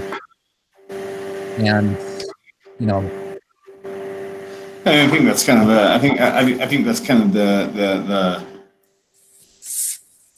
all right. So just to since we're touching on the political question, let me say that Donald Trump is probably one of the most revealing presidents that we've ever had, because he is showing this for being the circus show that it is. None of it means anything. There is no right and left. It's all one hydra with these illusory heads. And none of it matters. And the people, the fact that for almost his entire life, of a campaign contributor, or maybe not campaign contributor most of his life, but very strong Democrat, and then he's, oh well, I can be president if I become Republican. Okay, I'll become Republican. And then half his voters are liberals, so therefore Republican's not this conservative thing. And people are all obsessed about his tweets, and he knows it. So he's out there. If I just tweet when I'm on the toilet and everywhere else, these people are going to reelect me, and watch it happen again. Yeah. Well, and I mean, Yeah, I'll tell you what, so many things have been exposed and are being exposed about the flaws in governmental system because of the oath. When you've got a clown that, yeah, it's interesting. Comedians are sometimes the best philosophers. They're making fun of things that they're making a mockery, a satire of the things that are needing attention. And I think he's got to be a comedian. He can't be serious. And so I would hope that he is a comedian, that he knows that he's doing this awful satire. Yeah, I doubt that that's the case, but he obviously likes certain personas that he's adapted in the past. Where it's like, I may have mentioned it to you before, but I don't have it. It's interrupted if I went and got it, but the very day the polls changed, I picked up this little card from this Apples to Apples or something like this game off the street, and then I go home and my email, oh, the polls have switched. They think Trump is going to win now. It says, by the way, you're fired. It says that on the card, and I go home and, but whether it's that or things that he's gotten reaction to from interviews or at parties, I think he's just, the strength of producing a reaction like he really fit. If you have you seen this metal Trump stuff where they basically take clips of his speeches and then try to arrange it into part of a song? No. But I definitely, I'll tell you what, I have very little patience or tolerance for bullshit as far as what I put my attention on, and that's that sounds like a whole lot of bullshit. It's I do keep up with what's going on in the news in brief glimpses to see what's going on in the world, but short of that, yeah, I'm not too interested. But the main thing is it's a joke. It's a show. As the term goes, it's a three-ring circus. Interesting that they say a three-ring circus that leads right back to Saturn. All of these things are very Saturnian. There are interesting things that are connected to Saturn. But anyways, this is all a three-ring circus. It's all a dog and pony show. And the dog and pony are doing disgusting things, and while people are watching that, there are undercurrents. There's a shift of power that's happening. That this world was taken away. The governance of this world was taken by coup, and it's being taken back. It's the mythology of the old ones returning, reclaiming their thrones that were taken by the new gods. It's a recurring cycle, and it's reached its pinnacle. Well, certainly, because whether philosophies or religions or so-called political ideologies, it doesn't seem that anything that it's almost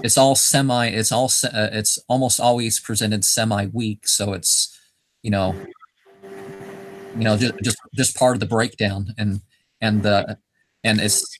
I've mentioned that the Fox News the Fox formula is usually you got the two extremes that they really pander to pretty well, and the balancing force of society. Well, the closest thing you have to it is the fact that both of them are present in the same channel, and other channels do this too. It's just as easy to make the point with Fox with people, but.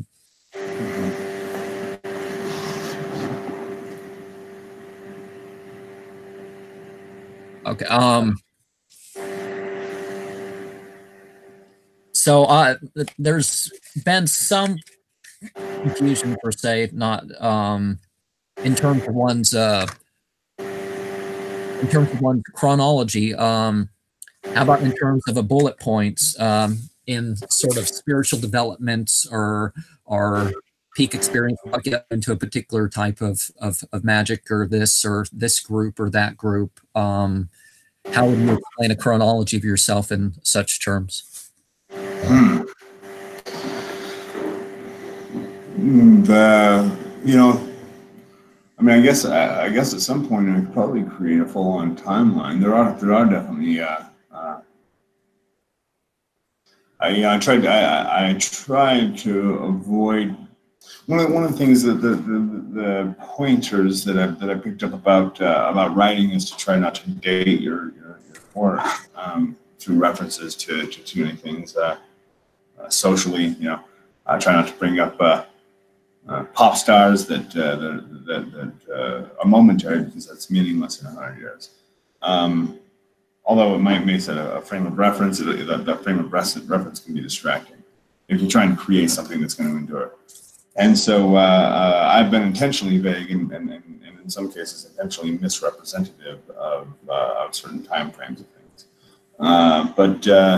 So I could probably create a timeline at some point that would be adequate, but by and large, it's unimportant. It's as far as my own experience, my own evolution through certain path workings, certain undertakings. I had ever since I was about 15, 16 years old. This has been magic. Has been the one obsession, the one thing I've been really, really good at, one thing I've been really interested in, and so. As such, where most people would be out at keggers and trying to get pussy when they're 18 years old, I was trying to summon demons, and I was working through the ranks of various orders. I have been unhealthily obsessed with this my entire life, and it's provided me the ability to accomplish a lot in this one particular field. And that one particular field has kind of opened the door to everything else opening up for me. One comment. I don't know if it's I don't know if it's there. I don't quite. Well, it's sort of a vague comment. I saw on Facebook years ago. Dante Abiel hinted at something. He thing, and that there's more than just staging, but he indicated maybe some other reason why he would have left you guys, other than but he wasn't quite clear on that. Do you know what that's about? I mean, I hate to out the guy without him being here to defend himself, but he asked for money that he had done nothing to earn. He asked for basically a gift of several $1,000s that he wasn't willing to work for. He was given the task, okay, well, we've paid you out for your contract. We paid him everything that was owed for the sale of his book, Necromantic Sorcery, which we paid him in advance. And after he blew through all of that, he found himself desperate and penniless, and came asking for money that had yet to be earned by any effort. When we demanded that reward comes with work, he threw a tantrum and walked out. There was nothing more, as far as I was concerned at the moment, there was nothing more than a childish temper tantrum. Later on, he contacted me with a letter that seemed a whole lot like a conversion letter. He had been converted to the evil of the left-hand path. He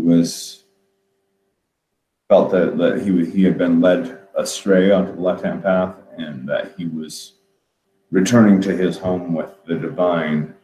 That he was stepping away from all of it, and that was through a letter, and then also through my final phone call with him. I mean, I heard from him recently where I guess he's needed money again, and asked us to reprint Necromantic Sorcery, which we've done. You can find it on Amazon, Dante Abiel, Necromantic Sorcery in paperback. And so we've re-signed that contract with him. But Yeah, that was the falling out when a child demands something that's unreasonable and you say no. That's as simple as it is. Okay, because it did seem that he wasn't exactly completely abandoning some, but if it was your particular a particular type of occultism that he because yeah, he made a post saying he wasn't really abandoning occultism, whatever that means, but if he thought because he said he could say things, but he's, for legal reasons he can't, I think was what was included. But yeah, I mean, and that's the thing is when you lie about somebody publicly in a way that gets published, that's considered slander. So now he legally can't do that. Yeah, he's right. So you mentioned side of Spain with a Madonna. What would you have to? Well, particularly nowadays, I think things are returning. There's been some stuff in between, but just like our really, really ancient ancestors, or basically the symbols are psychological and sexual, and kind of, I guess we're going back to that as a society. What is your opinion in terms of that sort of thing, in terms of, or maybe without that sort of thing, in terms of pilgrimage?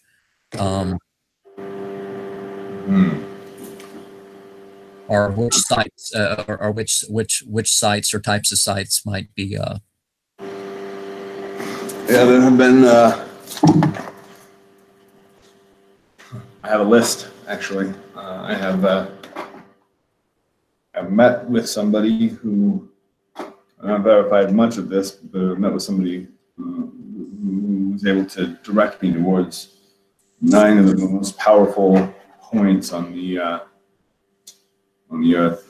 One of them is Mount Shasta. That's kind of an obvious one. A lot of people, that's not a surprise to anybody. Palenque is another that shouldn't be a surprise to too many people. I'm not going to give them all, just the ones that are kind of obvious, I think. I definitely don't. Spots in South Africa. Stonehenge, of course, Stonehenge. There are the Pyramid of Giza, obviously. Then there are different volcanoes that are very, very powerful sites. There are also places that you probably not consider at all, seemingly in the middle of nowhere. But there are 13 of these, and these have been described as almost like Earth chakras. These are definitely power points within the Earth biology. And then, so yeah, I've got a list of 13 that I'm kind of knocking off my list. I've got a fellow traveling god who is going from place to place in a pretty quick succession, and merely by standing in these locations, you are transfigured somehow. Well, in terms of Stonehenge, I guess the two things we got in America. One, there was a wreck that closed off the bridge when I was trying to visit it a couple years ago, which was very disappointing. Or there'd be a video of me doing something there. I've been to the American Stonehenge across the bridge from the Dalles, Oregon, or is it Troutdale, or which place out there? They readjusted the thing to be like, well, what would Stonehenge be? Well, except they have the altar stone, they have the stone down instead of up. Now they know it was up originally, but they it's for the right latitude. And over in Georgia, there's the Georgia Guidestones, which were intended to be built into something with more stones and more alignments and stuff. And been there a couple times. And I liked the other closer thing to a site that I've had. Another place I visited repeatedly is this Mount St. Helens. They were talking about closing off its cave system, so I don't even know if it's open in terms of going in there on in groups and doing your own thing alone sometimes, or waiting for another group to pass you so you can do your thing alone. I liked the 8 caves in Mount St. Helens. That was an interesting thing going on in that place. Yeah, there are there are interesting things that can happen when you literally go into the underworld. Here we have. I'm in southern Utah. I'm at the tip of the meeting point between Utah, Arizona, and Nevada, and there's a lot of ancient volcanic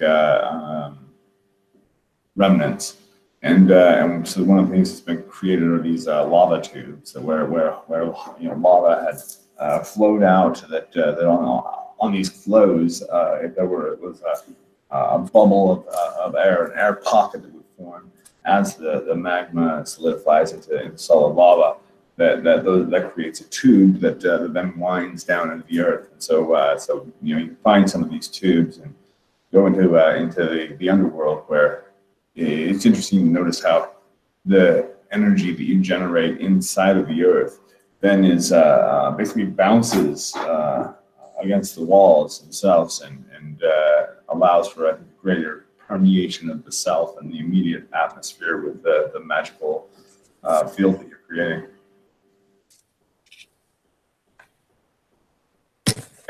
So do you consider these field of the place to be something psychically built up by the people, or are there to be particular entities at particular spots, like I said, the ape caves in particular, and in Colorado around Vail Pass, there's a particular mountain that I think that there's some sort of spiritual being or species that hangs out. Well, I think is probably the wrong word, sense, more like it. But I was really drawn to this one particular place, and like there was this child drawing I saw of an entity, and I felt like that type of thing kind of generally resides.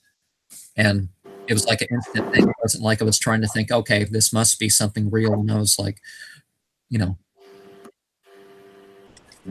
there's there are a couple of things there are the Erdgeist and the spirits of the earth that exist in different that there are spirits of the earth unique to the area, so much so that many cultures, before they would go land in an area, before they would land their ships or their caravans or whatever, they would supplicate to these Erdgeist and these spirits of the earth of that particular location in order to get their blessing, so that these earth spirits didn't assume them to be trespassers that were uninvited there, that were unwelcome there. So instead, they would perform these offerings to get the spirits of that land to be a benefit to them. And there is something to all that, for sure. Well, there are. Go ahead. Certainly, like for example, amongst the Arabs, that both pre-Quranic polytheistic Arabs and still some of them today, they will go into an area and they will seek refuge with the jinn of that place in a particular way, and maybe even find out more about that entity or those entities if they so choose. That's Yeah, but they don't like. I think it's over in the southeast. I don't remember exactly where, but there's this region that people aren't supposed. The native tribes, the Nine and the Moki and the Hopi and such have decided that they say they've been told that this is an area that we're not supposed to live. Yeah, there are spots that, for whatever reason, tend to develop portals, gateways, for no known reason. That the issue is always that it requires an observer. I mean, so is this being created by the psyche of the individual? Well, I mean, the challenge is to identify anything that's not. Identify anything that is outside of your observation. It's impossible. And so, are you creating it? You're observing it, and in observing it, you're at the very least changing it. I know that as you turn your attention to these things, that they tend to increase. That you come across a spot, like you say, it's not even a matter of thinking; it's a matter of sensing. You sensed that there was something there, and as you sense that, it becomes a reality to you, and that reality begins to solidify. One of the first things that the people should do if they want to get in contact with spirits is start asking yourself questions about them. You can't have an answer unless you ask a question. And so ask yourself the question of, all right, so I've now summoned, let's just go ahead and say Azazel. And so I can ask myself, well, where is Azazel? And my mind is going to, if I've trained my conscious mind to shut up, which is only done through meditation, then something else kicks in. And that something else is a voice, a knowing. And when that knowing can kick in and identify exactly where is Azazel. There he is. Once you have the where, what does he appear like? What is his general manifestation? Then what is his more specific manifestation? You narrow it down to specific details. You start targeting what you want to consciously know by asking yourself questions. And then when the answer comes, once again, don't get lost in the interpretation or evaluation of it. Trust it in the moment. Take copious notes or record the entire session, as I've been doing for the last several years, and then you can pick through that later and start to see some very interesting concordance. And but sometimes it's like all of a sudden, one type of being or another, it's like they realize that you're like paying that you know that they're around.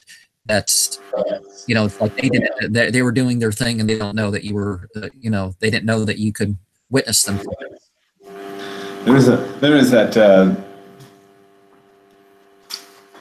sense. There's that sense first with the spirits of the dead, for sure.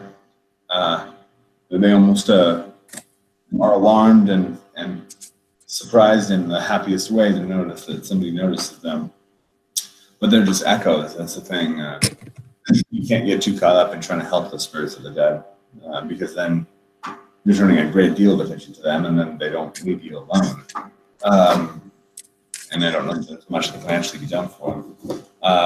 But then, any of these beings, the more you pay attention to them, the more they increase.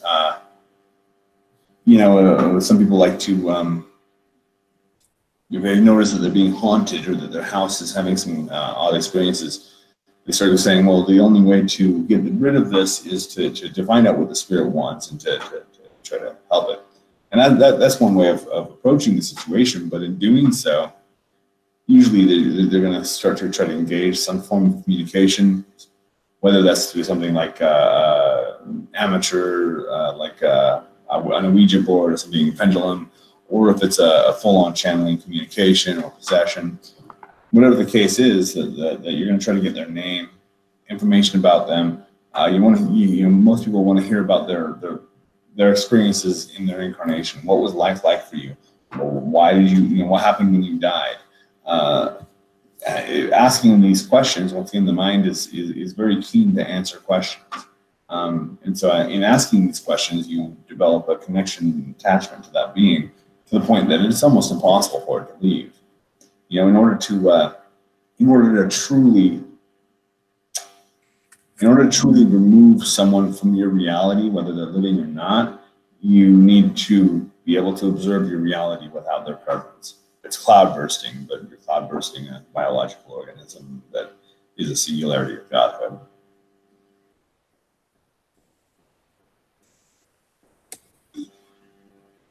Well, certainly through oracles and stuff, people, they may discover impulses and stuff that are not quite their own directly, and that's how things are happening. But it's how is one supposed to distinguish between the two?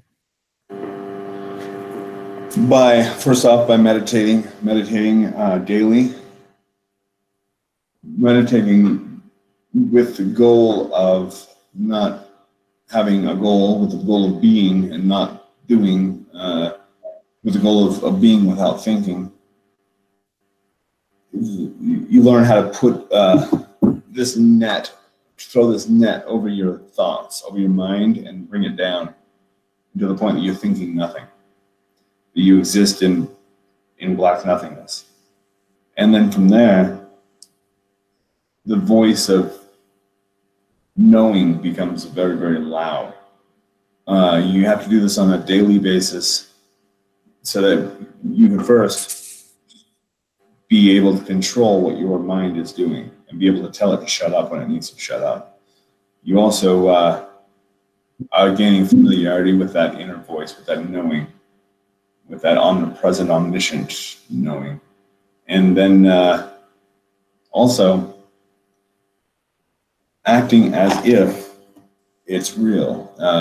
You know, we all, just about everybody has had the experience of having something go terribly wrong in life, and just before it went wrong, you knew it. You called it. And it doesn't even have to be terribly wrong. It can be mildly wrong. It can be, you know, you lost your purse on the subway, and as you stepped out, you thought, I should check and make sure I've got my purse. Oh, I'm sure it's in my other bag. We get these intuitive flashes that just tell us little things, big things, whatever it is. The more you listen to it, the stronger it gets. The more you ignore it, the weaker it gets. Basically, it goes back to Mark Passio's assertion that the real spiritual currency is time and attention. Whatever you're paying attention to and investing time in is what's going to manifest.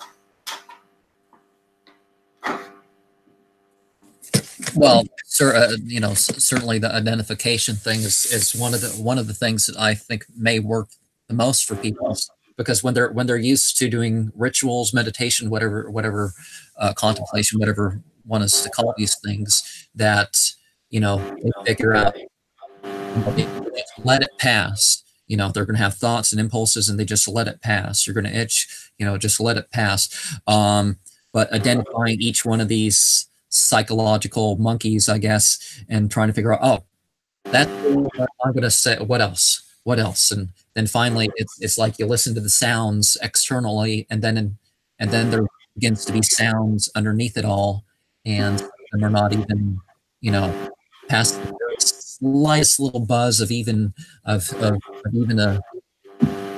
you never hear from a you know, a circuit breaker, a surge protector, or something that really almost makes no sound. You know, the new ones, but they do sort of make a sound, but, you know, underneath. Yeah, no, for sure. You gaze into an object, and pretty soon you find that your vision of that object is no longer constrained to what you can actually see.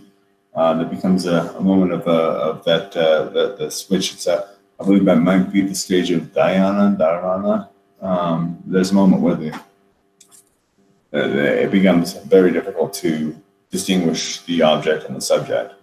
And at that point, then you know that you can hear the sound of the things that don't really normally make sound. That you know, the sunlight as it moves through air makes noise, and you can hear that when you become the sunlight and when you become the air. And then one doesn't have to deal with what a particular person who I think I interacted with first on the Great Network, basically esoteric Facebook for people who bought the Great Network series or the Ancient Egypt ones or something. Not the Magical Egypt. And then on the thing, he sort of talked of this idea of trying to not think and stuff like this. Basically, it was reacting upon him much like a person hears of certain psychiatric medications that, sitting down for a time, and then the mind fights back because it's like, oh, I'm not going to let this chemical keep me down, and it's like, then it's, you know, worse than before. So, you're identifying, and then you can just. There's you can't, trying, when you try to do something, if you're trying, you're trying too hard. because if you're trying, there's the possibility of failing. There's the it's a hope cycle. You know, you get into this hope. I really hope for this, so I'm going to try to do this. And when you have hope on one hand, you have fear and doubt in the other. They're twins.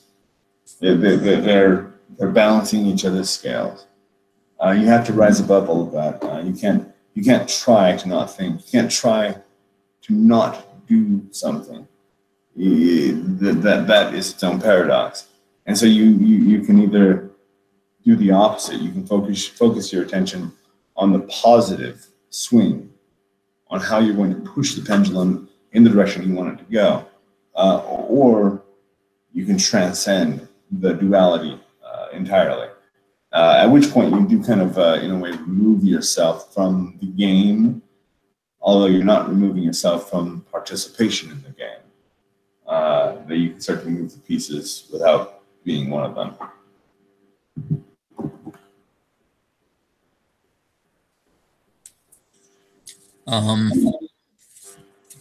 Okay. So in terms of the Grimoire of Azazel or the Kingdom of Flames, is there any particular psychic or physical connection that's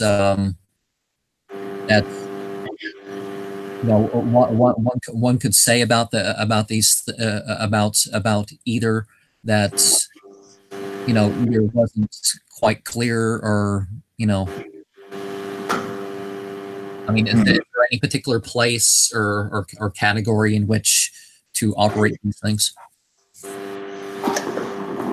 Not really. I mean, okay, so with Kingdoms of Flame,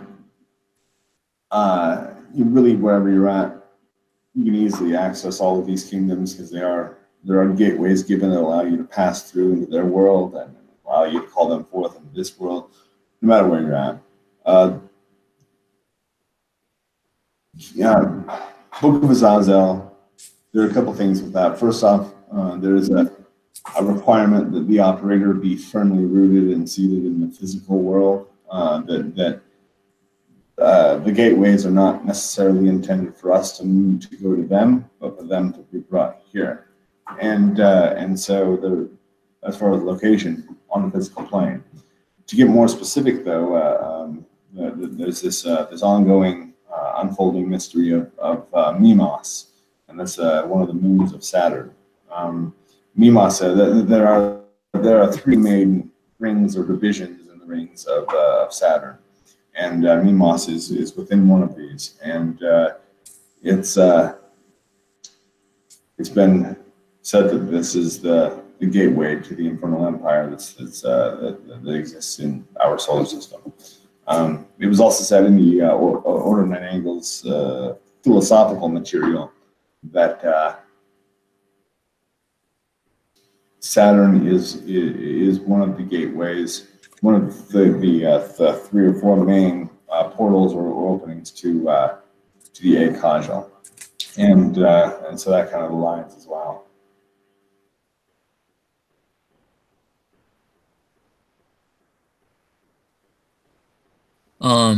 Okay, what?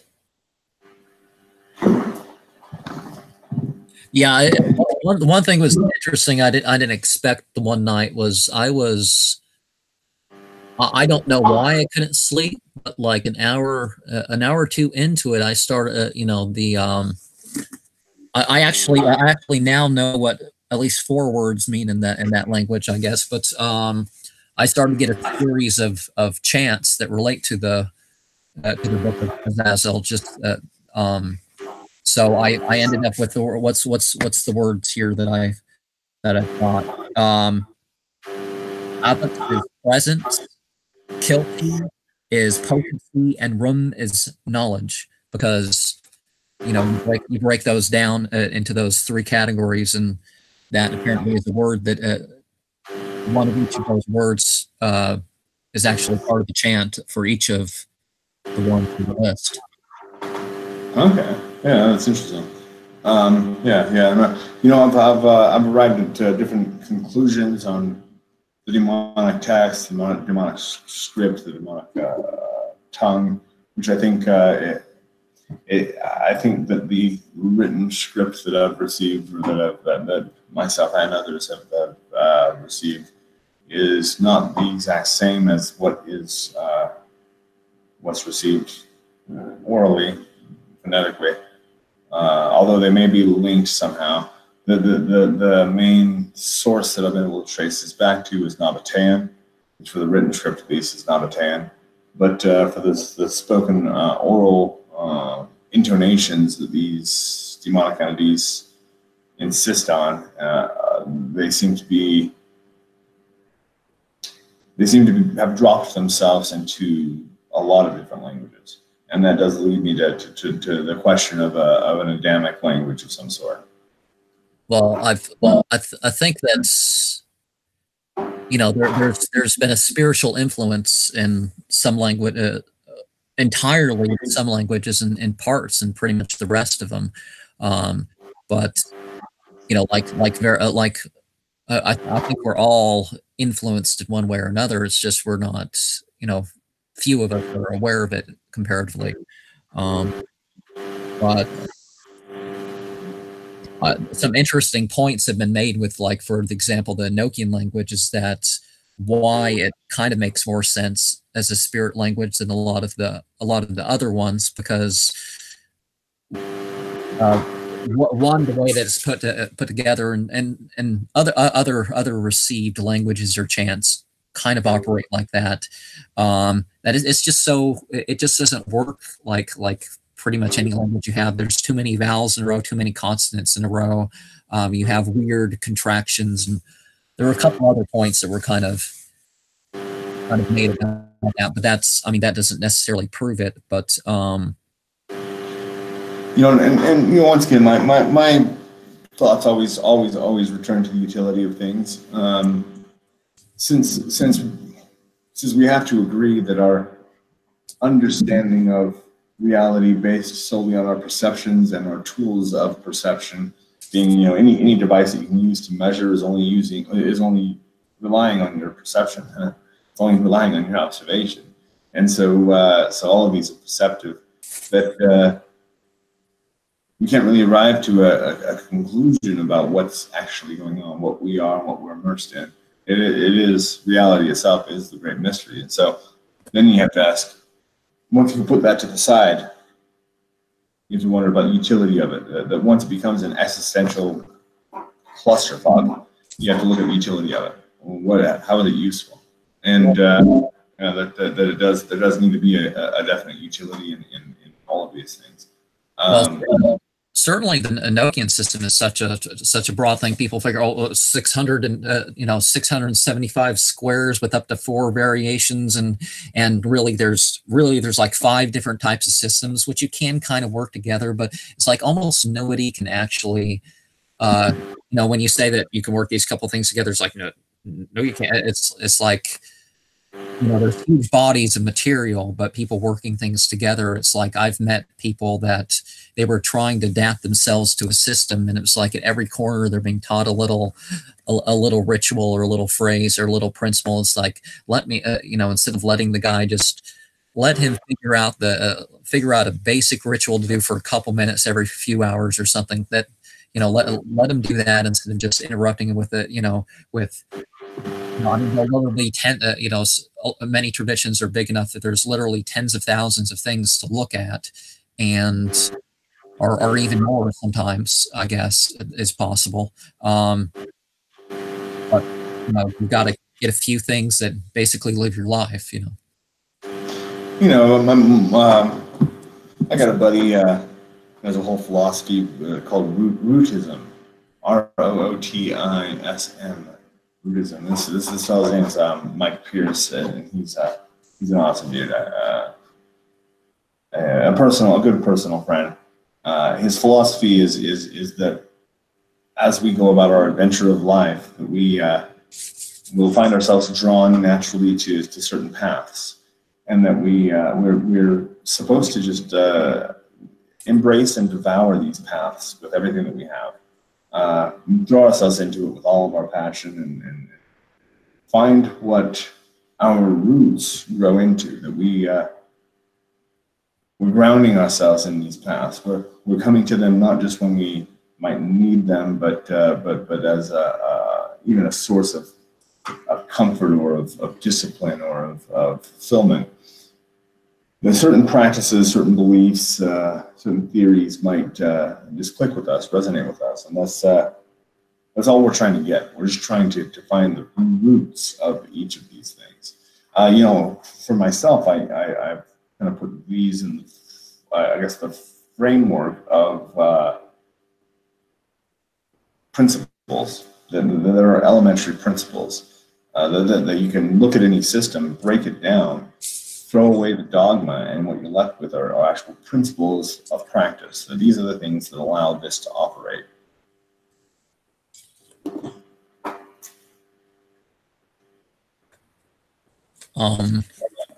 Okay.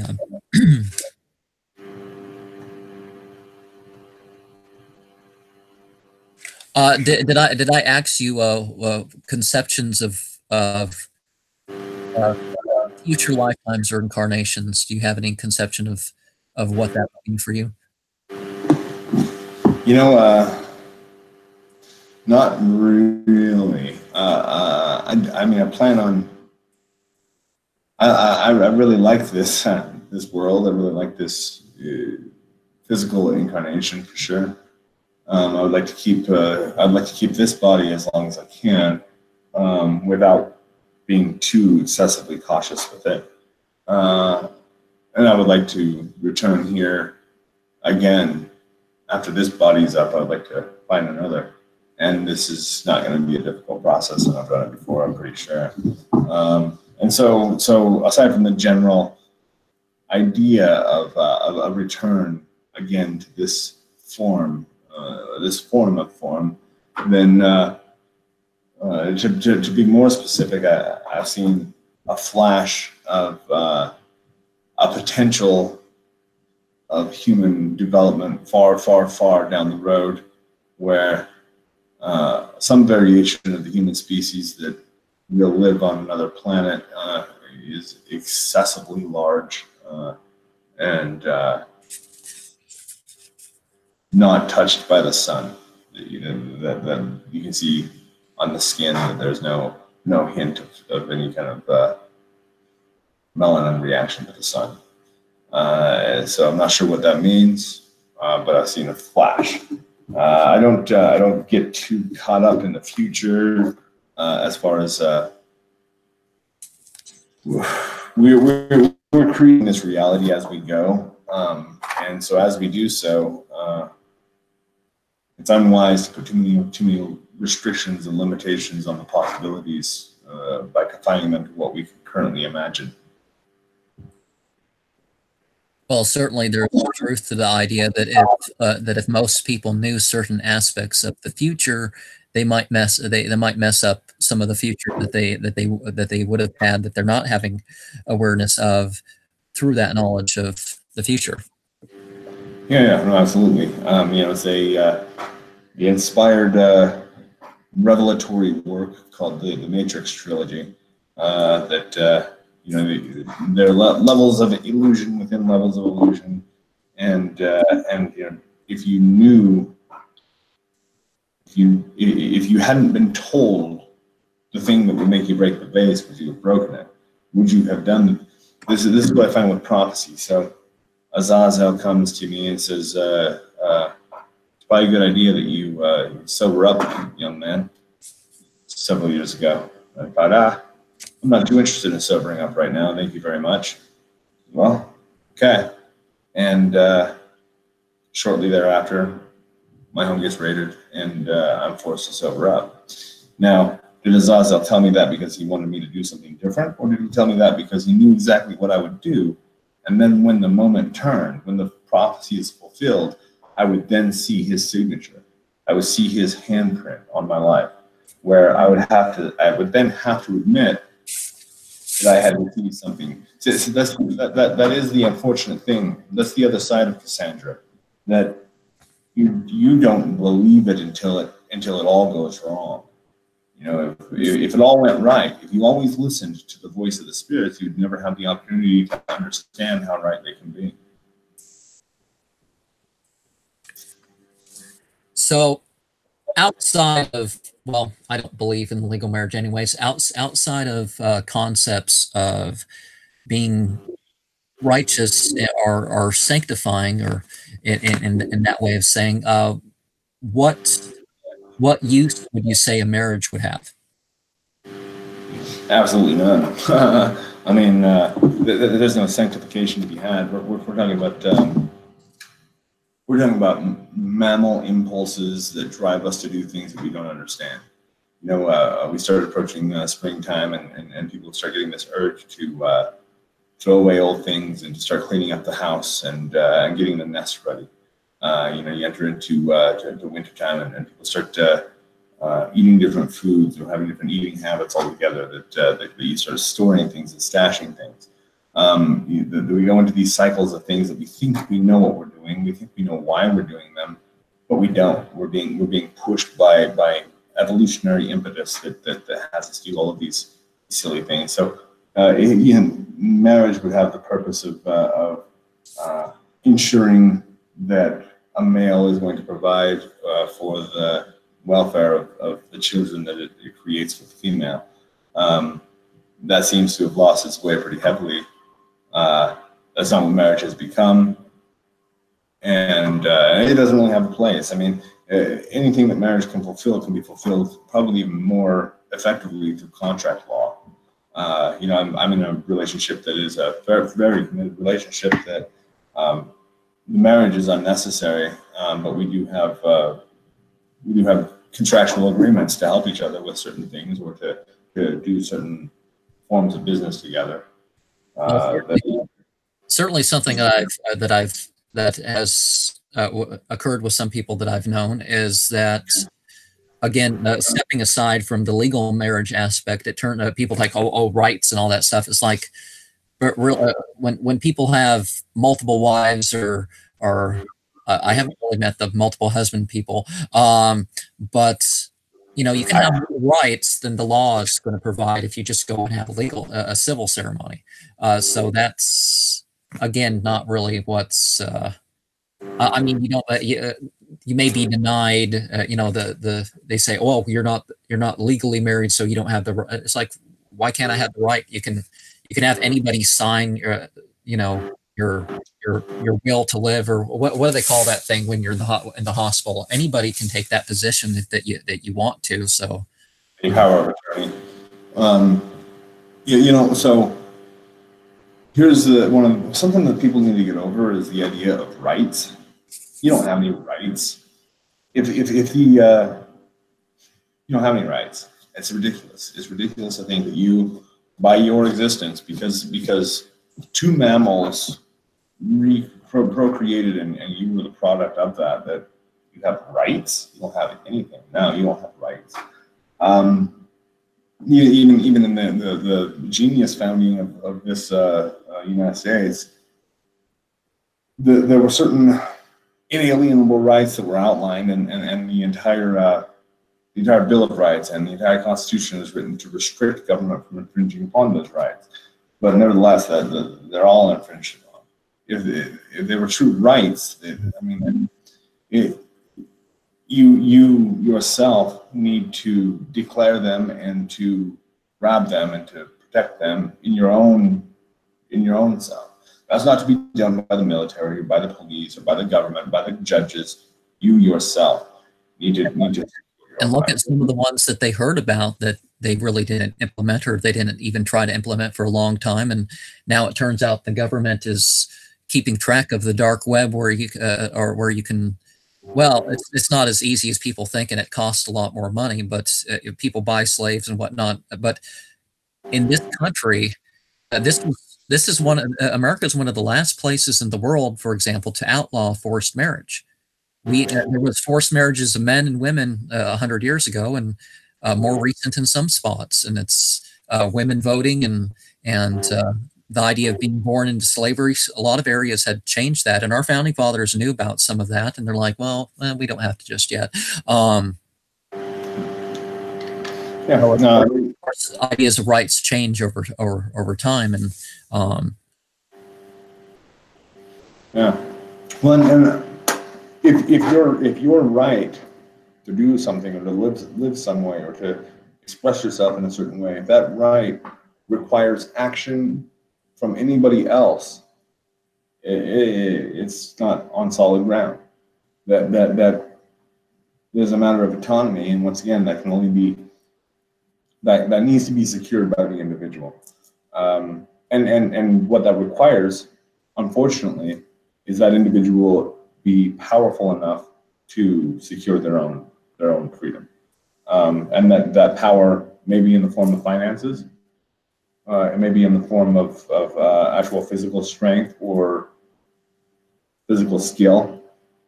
There may be things that certain people just simply aren't going to be equipped or advantaged enough to secure those rights, unfortunately. But that is the case. I found for myself that being able to pay my own attorney rather than accept whatever the court system threw at me opens up an entirely new courtroom. That all of a sudden the judge speaks to you in a much different way when you are represented by an attorney you can pay for yourself. So there is that advantage, but once again, that you need to secure your own life, your own rights, your own freedoms. Nothing is or should be guaranteed. And certainly the way this country is set up is there's so many laws that is there anybody who's made their way through high school without having crimes that they could be convicted of that they haven't been convicted of?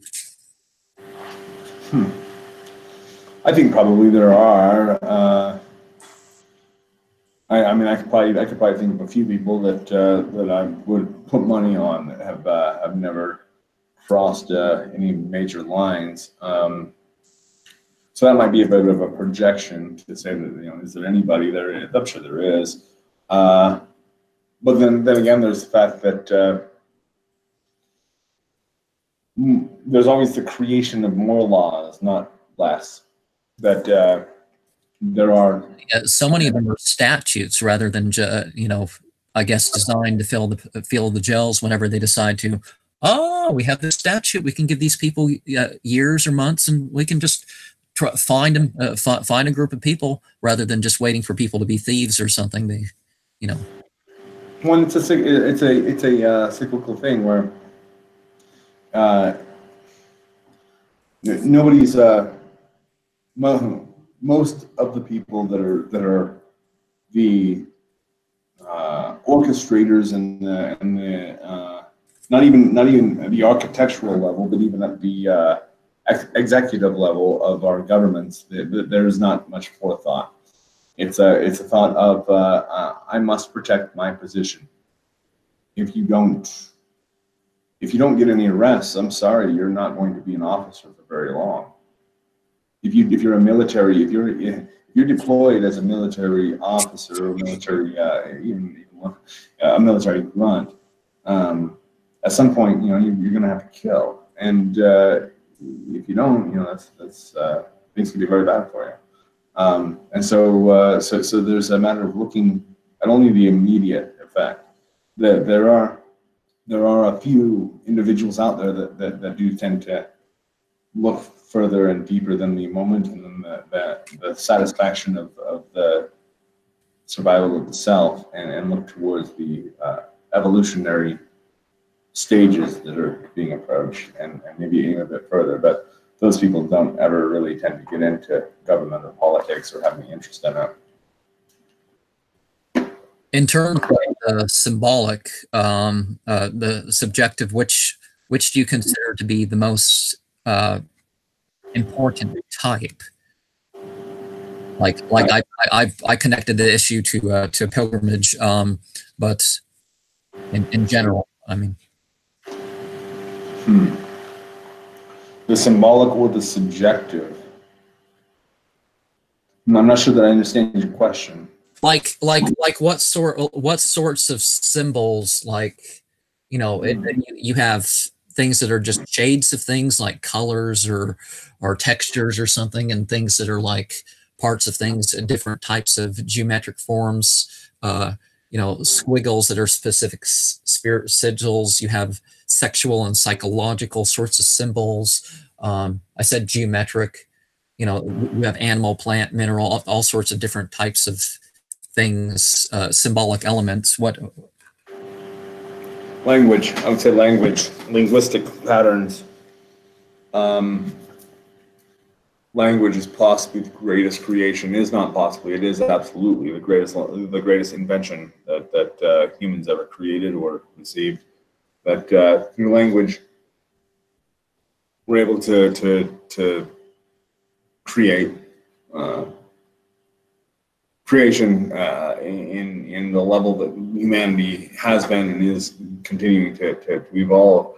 It would be impossible without language, and even by, well, if you want to change the reality around you, the quickest way you can do that is to change the way that you talk about it.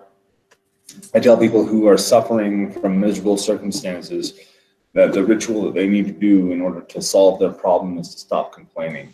That's the first step. Stop complaining. If you're complaining, you're feeding the thing that you don't want or that you claim you don't want. If you really didn't want it, you could easily move away from it by moving away from it. And so even just using words, the words we speak are spells that we're casting upon reality at all times through our observation of it.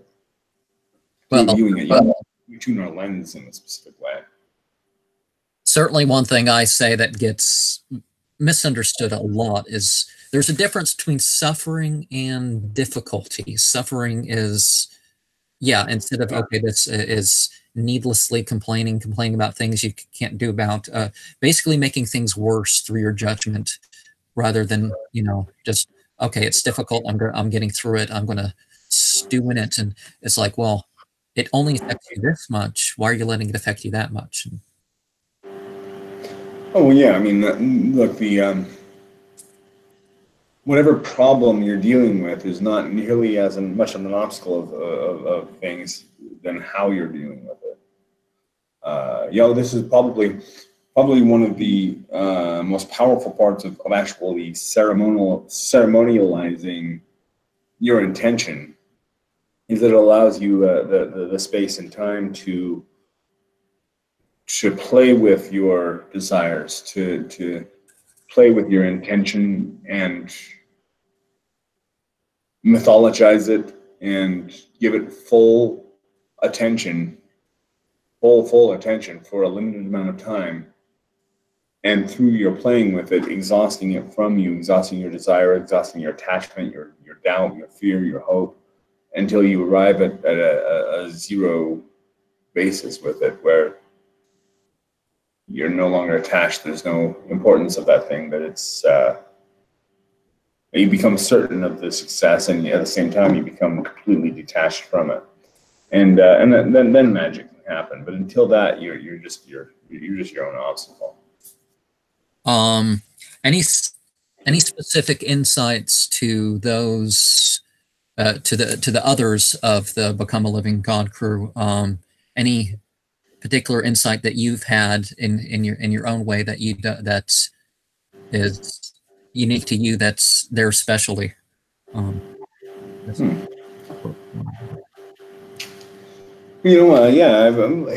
interesting because the folks that come through Become a Living God, whether they come and they hang out for a while and work long term with us, or whether they publish one book and pass along, there do seem to be niches that are filled. And you can take the example of Dante Abiel. The one thing he was actually able to create was necromantic sorcery. Use the word create loosely. but he was able to at least pen it and to get it out there. And that's something that I would never have wanted to work on. The effects of that level of untrained necromancy on the human psyche and the human body and your interpersonal life is undesirable to me. And so he was a person that was willing to sacrifice all of that, I guess, to create one pretty good work. And so that's great. You get Asenath Mason, that she excels at areas of Qliphothic studies and of certain avenues of Luciferianism that I would not be interested in exploring or drawn to at all, but that's her passion. We got Asbjorn Torvo, that he focuses narrowly on a few subjects that, once again, are just not what I would be interested in or excel at. And so, with each of the people who comes on and works with us, we all bring, I think, unique things to the table that makes it a valuable experience for everybody.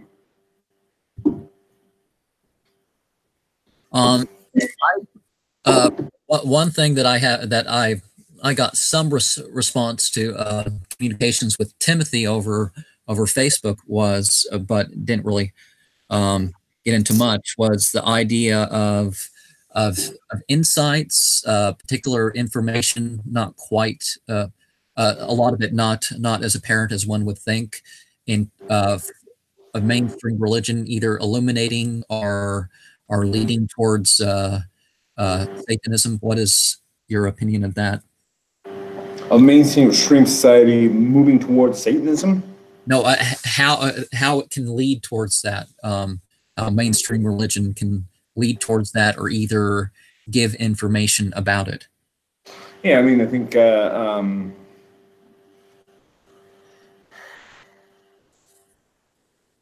it's you do have within any culture, obviously various subcultures that evolve, but you also have the counterculture, the adversary, and the adversary is born out of the need for evolution, the need for change, the stimulus to push things to the next level.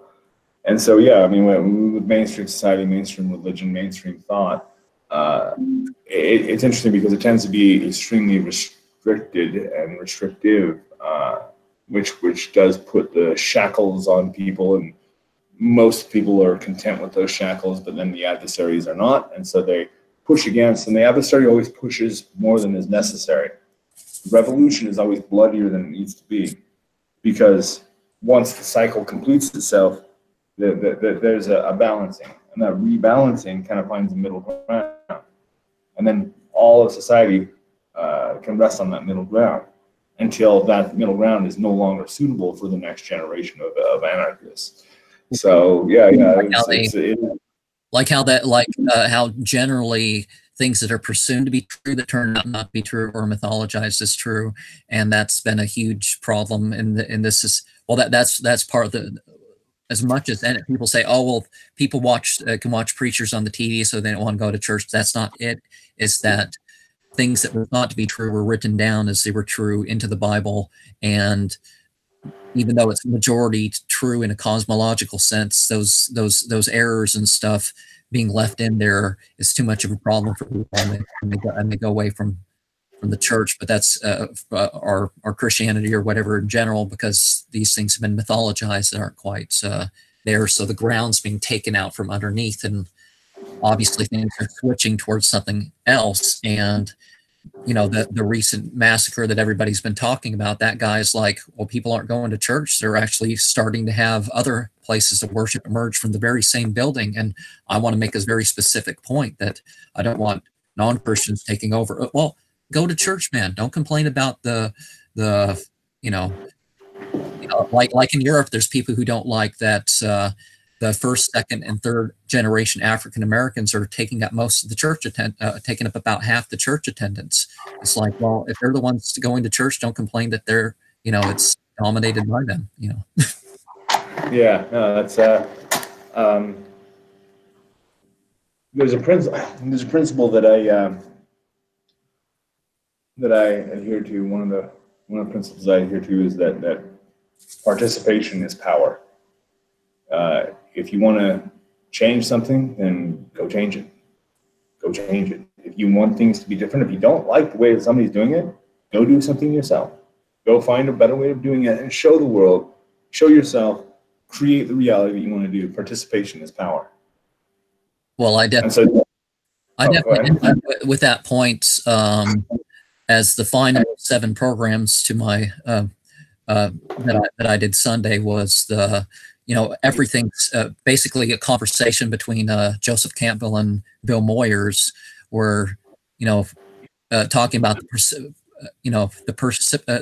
participation in evil, and it's like, well, everything something's evil to everybody's doing something that's evil to somebody, so you just take part in it. You don't just, oh, it's evil. It's like people like to talk about, oh, it's and well, yeah. I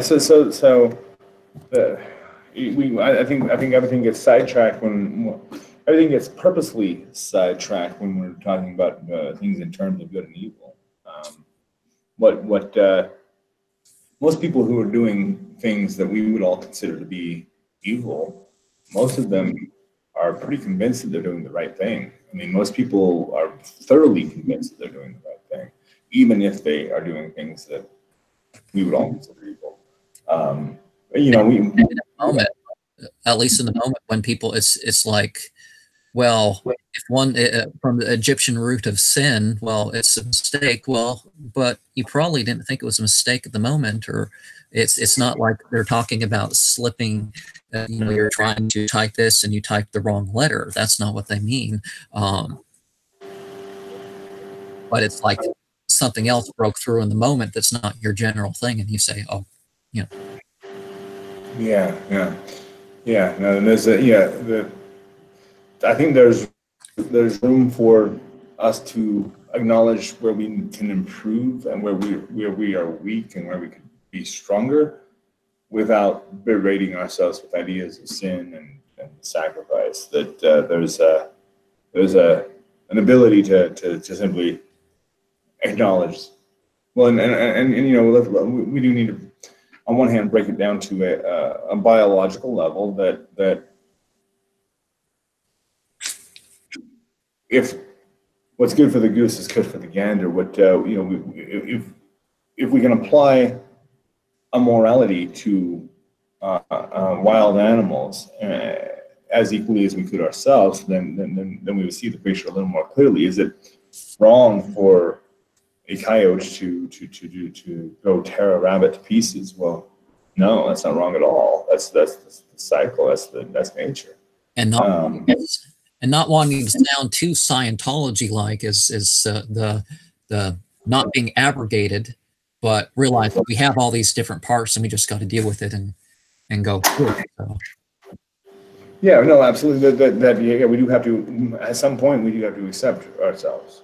We do have to embrace who we are, and trying to deny that, it's like we were talking about earlier with the conversation of thought stopping or not thinking of things. The harder you try, the more difficult it becomes, and so at some point you just have to give up.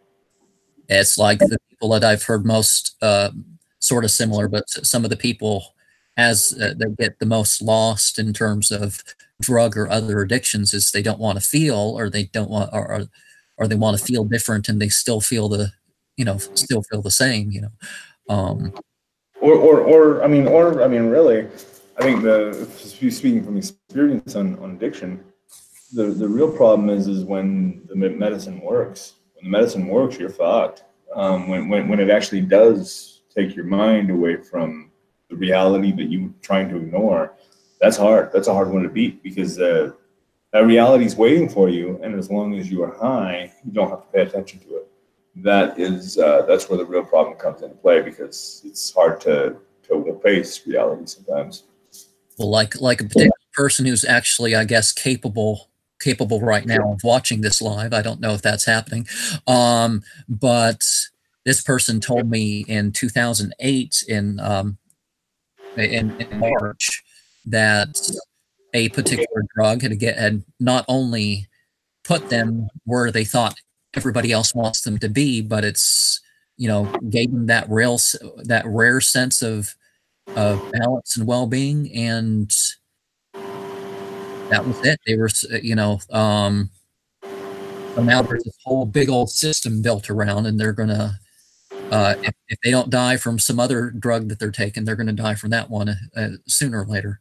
Well, that is the difficult thing. I look at our social model is not set up for the health and welfare of the individual, and so coffee has turned out to be not a terrible thing to put into your system. However, I'll admit that I am thoroughly dependent on it, in that I wake up and I'm going to have a cup of coffee, and that helps stimulate me to move forward with my day and get things done that I need to get done. It's not destructive as destructive as, like, let's say, methamphetamine, using methamphetamine with the idea, the excuse that would allow me to stay awake for 2 weeks and finish the book, rather than maybe stretching that out into a couple of months. Maybe it requires a couple of months. Maybe there does need to be that balance, and a good deal of discord can be arrived at by trying to meet other people's expectations of yourself. There's signs that come through, and I mean, as much as anyone, I can look at my favorite artists, for example, in terms of music, are people who've had experience with opiates, then the amphetamine people, then the cocaine people, and honestly, that's how it breaks down. But not that I want to encourage people to just do that so they can prevent music, but certain things you can sort of tell. It's like, yeah, you were using a lot of that when you were coming up with this, weren't you? Music's the easiest because there's beat patterns and ways that the sorts of emotion and stuff that's getting through, that you can listen to something and it's like, this person, and then it comes public 2 years later or something, that, oh yeah, they did have a problem with that, but it wasn't public at that time. And what you can also notice, excuse me, I got a little tickle going on. What you can also notice is the sad truth that when a musician stops using their substance, when they go clean and they do the sobriety album, you almost always have the sobriety album, right? It's like, oh, I didn't know how awful things were, and it's almost like it's like their fifth step. They're doing their personal inventory through their music, which is fine. Work it out however you have to. But I gotta be honest, that album always sucks. That's never the best music. The best music is. I like Jerry Cantrell's one, but that's about the only one that I've ever liked. Is it Boggy Depot or Degradation Trip or? I don't remember which title was at the set, but I thought Jerry Cantrell was about the only person who was ever good at doing that sort of thing. But it was still, like albums that included aspects of withdrawal and stuff like this, and it wasn't, they what? Oh yeah, no, I was gonna say, and they can't exist. They're definitely out there, but I'll put the challenge out there that even with Jerry Cantrell, and I hate to say this because I hate to say anything negative about anybody's art, but God, it's really hard to compare that to the days when he and Lane Staley were high out of their minds doing Alice in Chains together. It's a back in 1994. It's like I wasn't even using coffee or I did not drink Pepsi. I was a good Mormon boy, and I totally identified with the music, and they weren't like the other every other musician, like who am I thinking? Guns N' Roses. It was all about, it's a party and I get to do what I want, and yeah, not quite of that. Well, eventually they started slipping stuff in that kind of made you realize that maybe it wasn't entirely what all your hopes and dreams, as long as you can afford a pile of drugs. But and whichever women you can Yeah. Yeah. Well, that actually was an interesting division there between, because there was a really interesting war that was going on between bands like Guns N' Roses and bands like Pearl Jam and Alice in Chains and Nirvana. Uh, yeah, it was really a solar lunar division. That you have the solar aggressive masculine rapey music, really. Then there was a whole lot of issues with consent that was going on around the Guns N' Roses type of situation that was not necessarily going on with the more feminine aspect of the what became alternative rock. But I'm seeing the time that I've got a meeting that I've got to hit pretty soon. So unfortunately, we might have to wrap this session up pretty quick. Well, yeah, I guess maybe my outro will fade without you, maybe. But so where do you see the future of Become a Living God going? I mean, other than you're about to surpass Bob Larson as in terms of subscribers on your channel. I didn't know that. Oh, that's probably the best news I've gotten in a long time. Old fucker. Bob Larson. Now the $40 million a year he got at one point, which he didn't consider salary. Yeah, I would like that too. Yeah, no, you know, honestly, you know, one of the goals that I have is to be able to just continue doing what I do, and it's, you know, business is always increasing. Things are always looking better and better and better every year, every quarter. It's on the rise constantly, so that's great. I don't pay too much attention to it. I do have quarterly and annual reviews of you know the business. You know, this is an investment of my time, my resources, and so I do check up on that investment, but not too much. I mean, I hope that we're able to keep doing the work we're doing. That's to keep influencing, keep pushing the limits. You know, I've got a few other. I've got things I develop. You know, I've got, you know, Become a Living God is absolutely, you know, one of my main developments. But I have other projects that I help other magicians set up. I help. I sometimes help fund and organize and establish competition in some ways, just to have my hands in everything.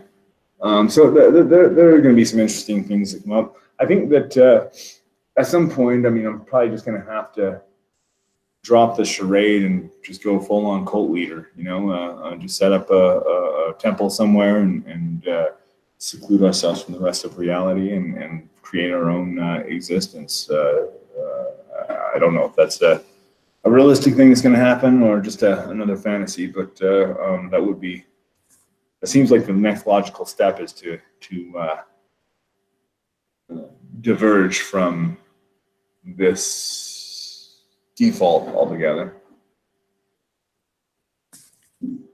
Well, I guess that's as good of a closing question as any, and it's about time to close. And so as I mentioned earlier, I think I mentioned earlier, anyways. I don't remember which exact night, but I the one night I got for the entities mentioned in the book of Azazel, in the House of Anatel, the Fortash, Slash Ash, Kiltan, Glasnos, Hentios, Avaryeyan, Ahatlar, Gra'at, Talion, Sahan Halak, Kruvest, Dratelon, Alhardon, and Haskator. In Retztal, Erish, Tatahol, Antharatu, Ethkalishtu, Mehmeon, Etmeash, Late, Kahol, Karasias, Alaknan, Thra Gla Task Krehel Aterol Ahak Tesh and Ha Klator in Malpash Aaron Makalahan Akalyat Yash Alkan Pent Osh Halathor Irthon and Ella Tahal Sta. The following chants came through, so I'm going to go through that. Avex, Avex Menzo, Valingzahas, Gazhazaf, Yurmhazaz, Hazhas, Lamavax, Avax, Kanwazim, Prongzim, Lamkzz, Zazim, Mavax, Havax, Lingam, Kaze, Taz, Hamza, Zalizavax, Zaztav, Wavhaz, Vargas, Vamgamlah, Gav, Furum, Zerbazim, Havax, Livamax, Zgazemax, Zgamazabax, Zangamax, Tizazangazulam, Gav, Avax, Gazhaz, Vizgal, Hafiz, Mangzal, Gazhazam, Magzimizmant, Lamzang, Hamzam, Perfem, Hang, Hammazvazgam, Kazam, Wizgazalam, Lam, Kazamagzvam, Wabam, Gazhaz, Wazam, Silvangamax, Zhazlunge, Havaxlim, Zalxfe, Bum, Zaztavax, Orizxnamazvirva, Hazgamanglasomazne, Zam Kaute, Zaztamim Kaute, Gazhazam, Gazengaf, Havax, Bahazgazor, Hasgav, Vyezxrxayurs, Hazem, Rxkilte, Azyuranate, Navmazvangaznavzan,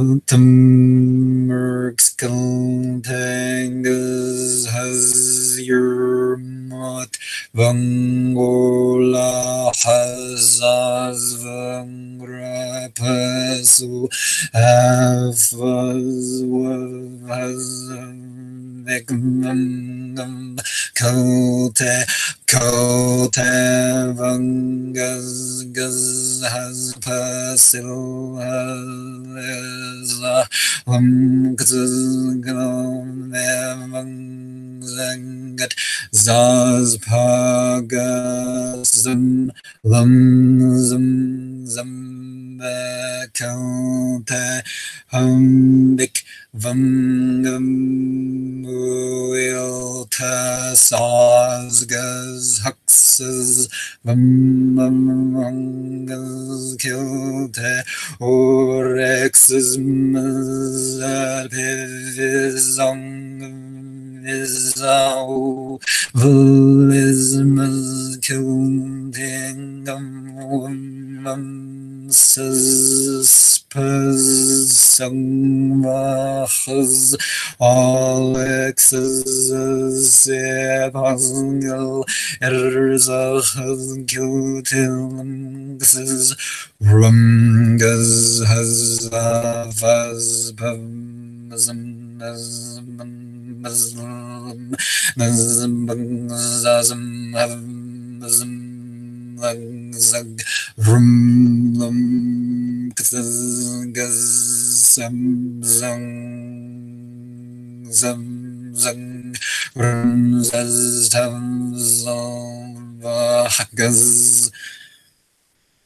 Malangses buzz has Vahgaz Ramzal is Hvismangan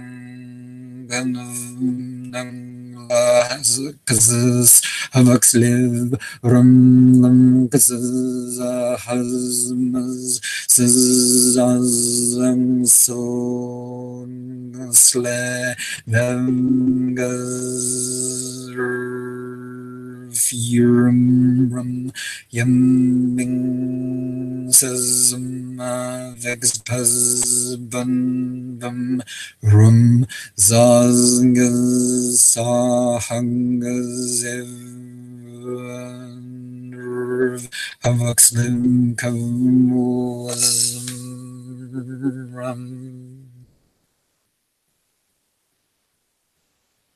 coming from the west and twisting around like a snake towards the east of the room, a rainbowy piece.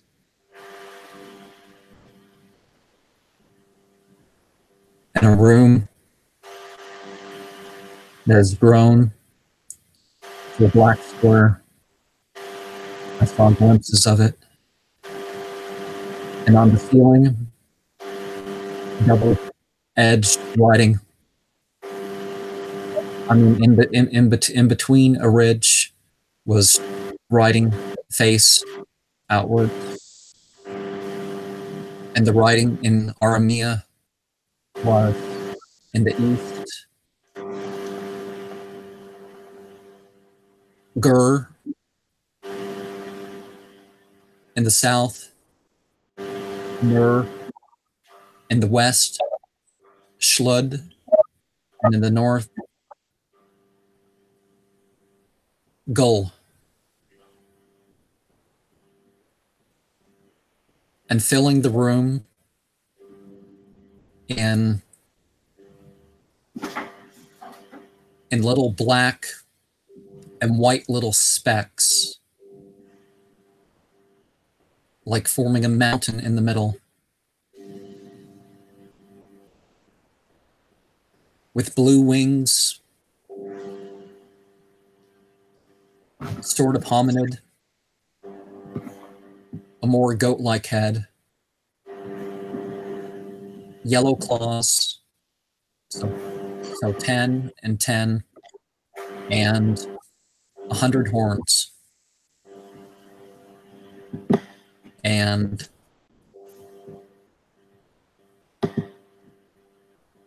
that's it. I don't know if I was shaking or anything, but that's... That was an interesting glitchiness that occurred in the internet connection that added a certain tremble to the voice that was not, at least to my hearing. I'm not sure if it came across in the recording. We'll have to listen back and see, but there's a certain tremble in it. There was a glitched tremble. The internet I think added to something that added something to the process. It was interesting, very interesting, and it only occurred at the very peak of the intonation. Wait a second. Oh, that's interesting. If I read it in a different order, it's actually somebody I used to comment on, but he said that his thing is based on a spiritual that his name Nargargle Shlod is based on a spiritual creature. Nar would be like the fire or the lamp, and Go would be like the cycle, and Shlod is, I think, Shlod means like a rebirth or something. And okay, what does the other one mean? Gur, fear? Is it fear or something? But I felt like this thing is going to like return. That's the sense I got. But yeah, we are in a cycle of returning for sure. Blue, like blue sort of. It's dominant in the gray and stuff, but it's like, you know, its wings were like a sort of a shimmering blue and purple. It's kind of interesting looking thing. But 100 horns. That's I actually plan to build to build a building that's 100 square feet. Oh, interesting. Well, I do have to unfortunately let you go and perhaps continue this conversation again in the future.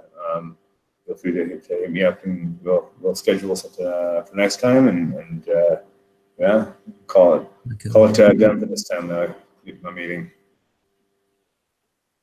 And remember, people, that tomorrow is the vernal equinox. If you want to do anything symbolically for that, I'll certainly both do an explanatory program and some sort of ritual. I'm not sure where it's going to go outside of the outline that I have, but so I'll bid you adieu, and same to your audience. Excellent, thank you. It's good.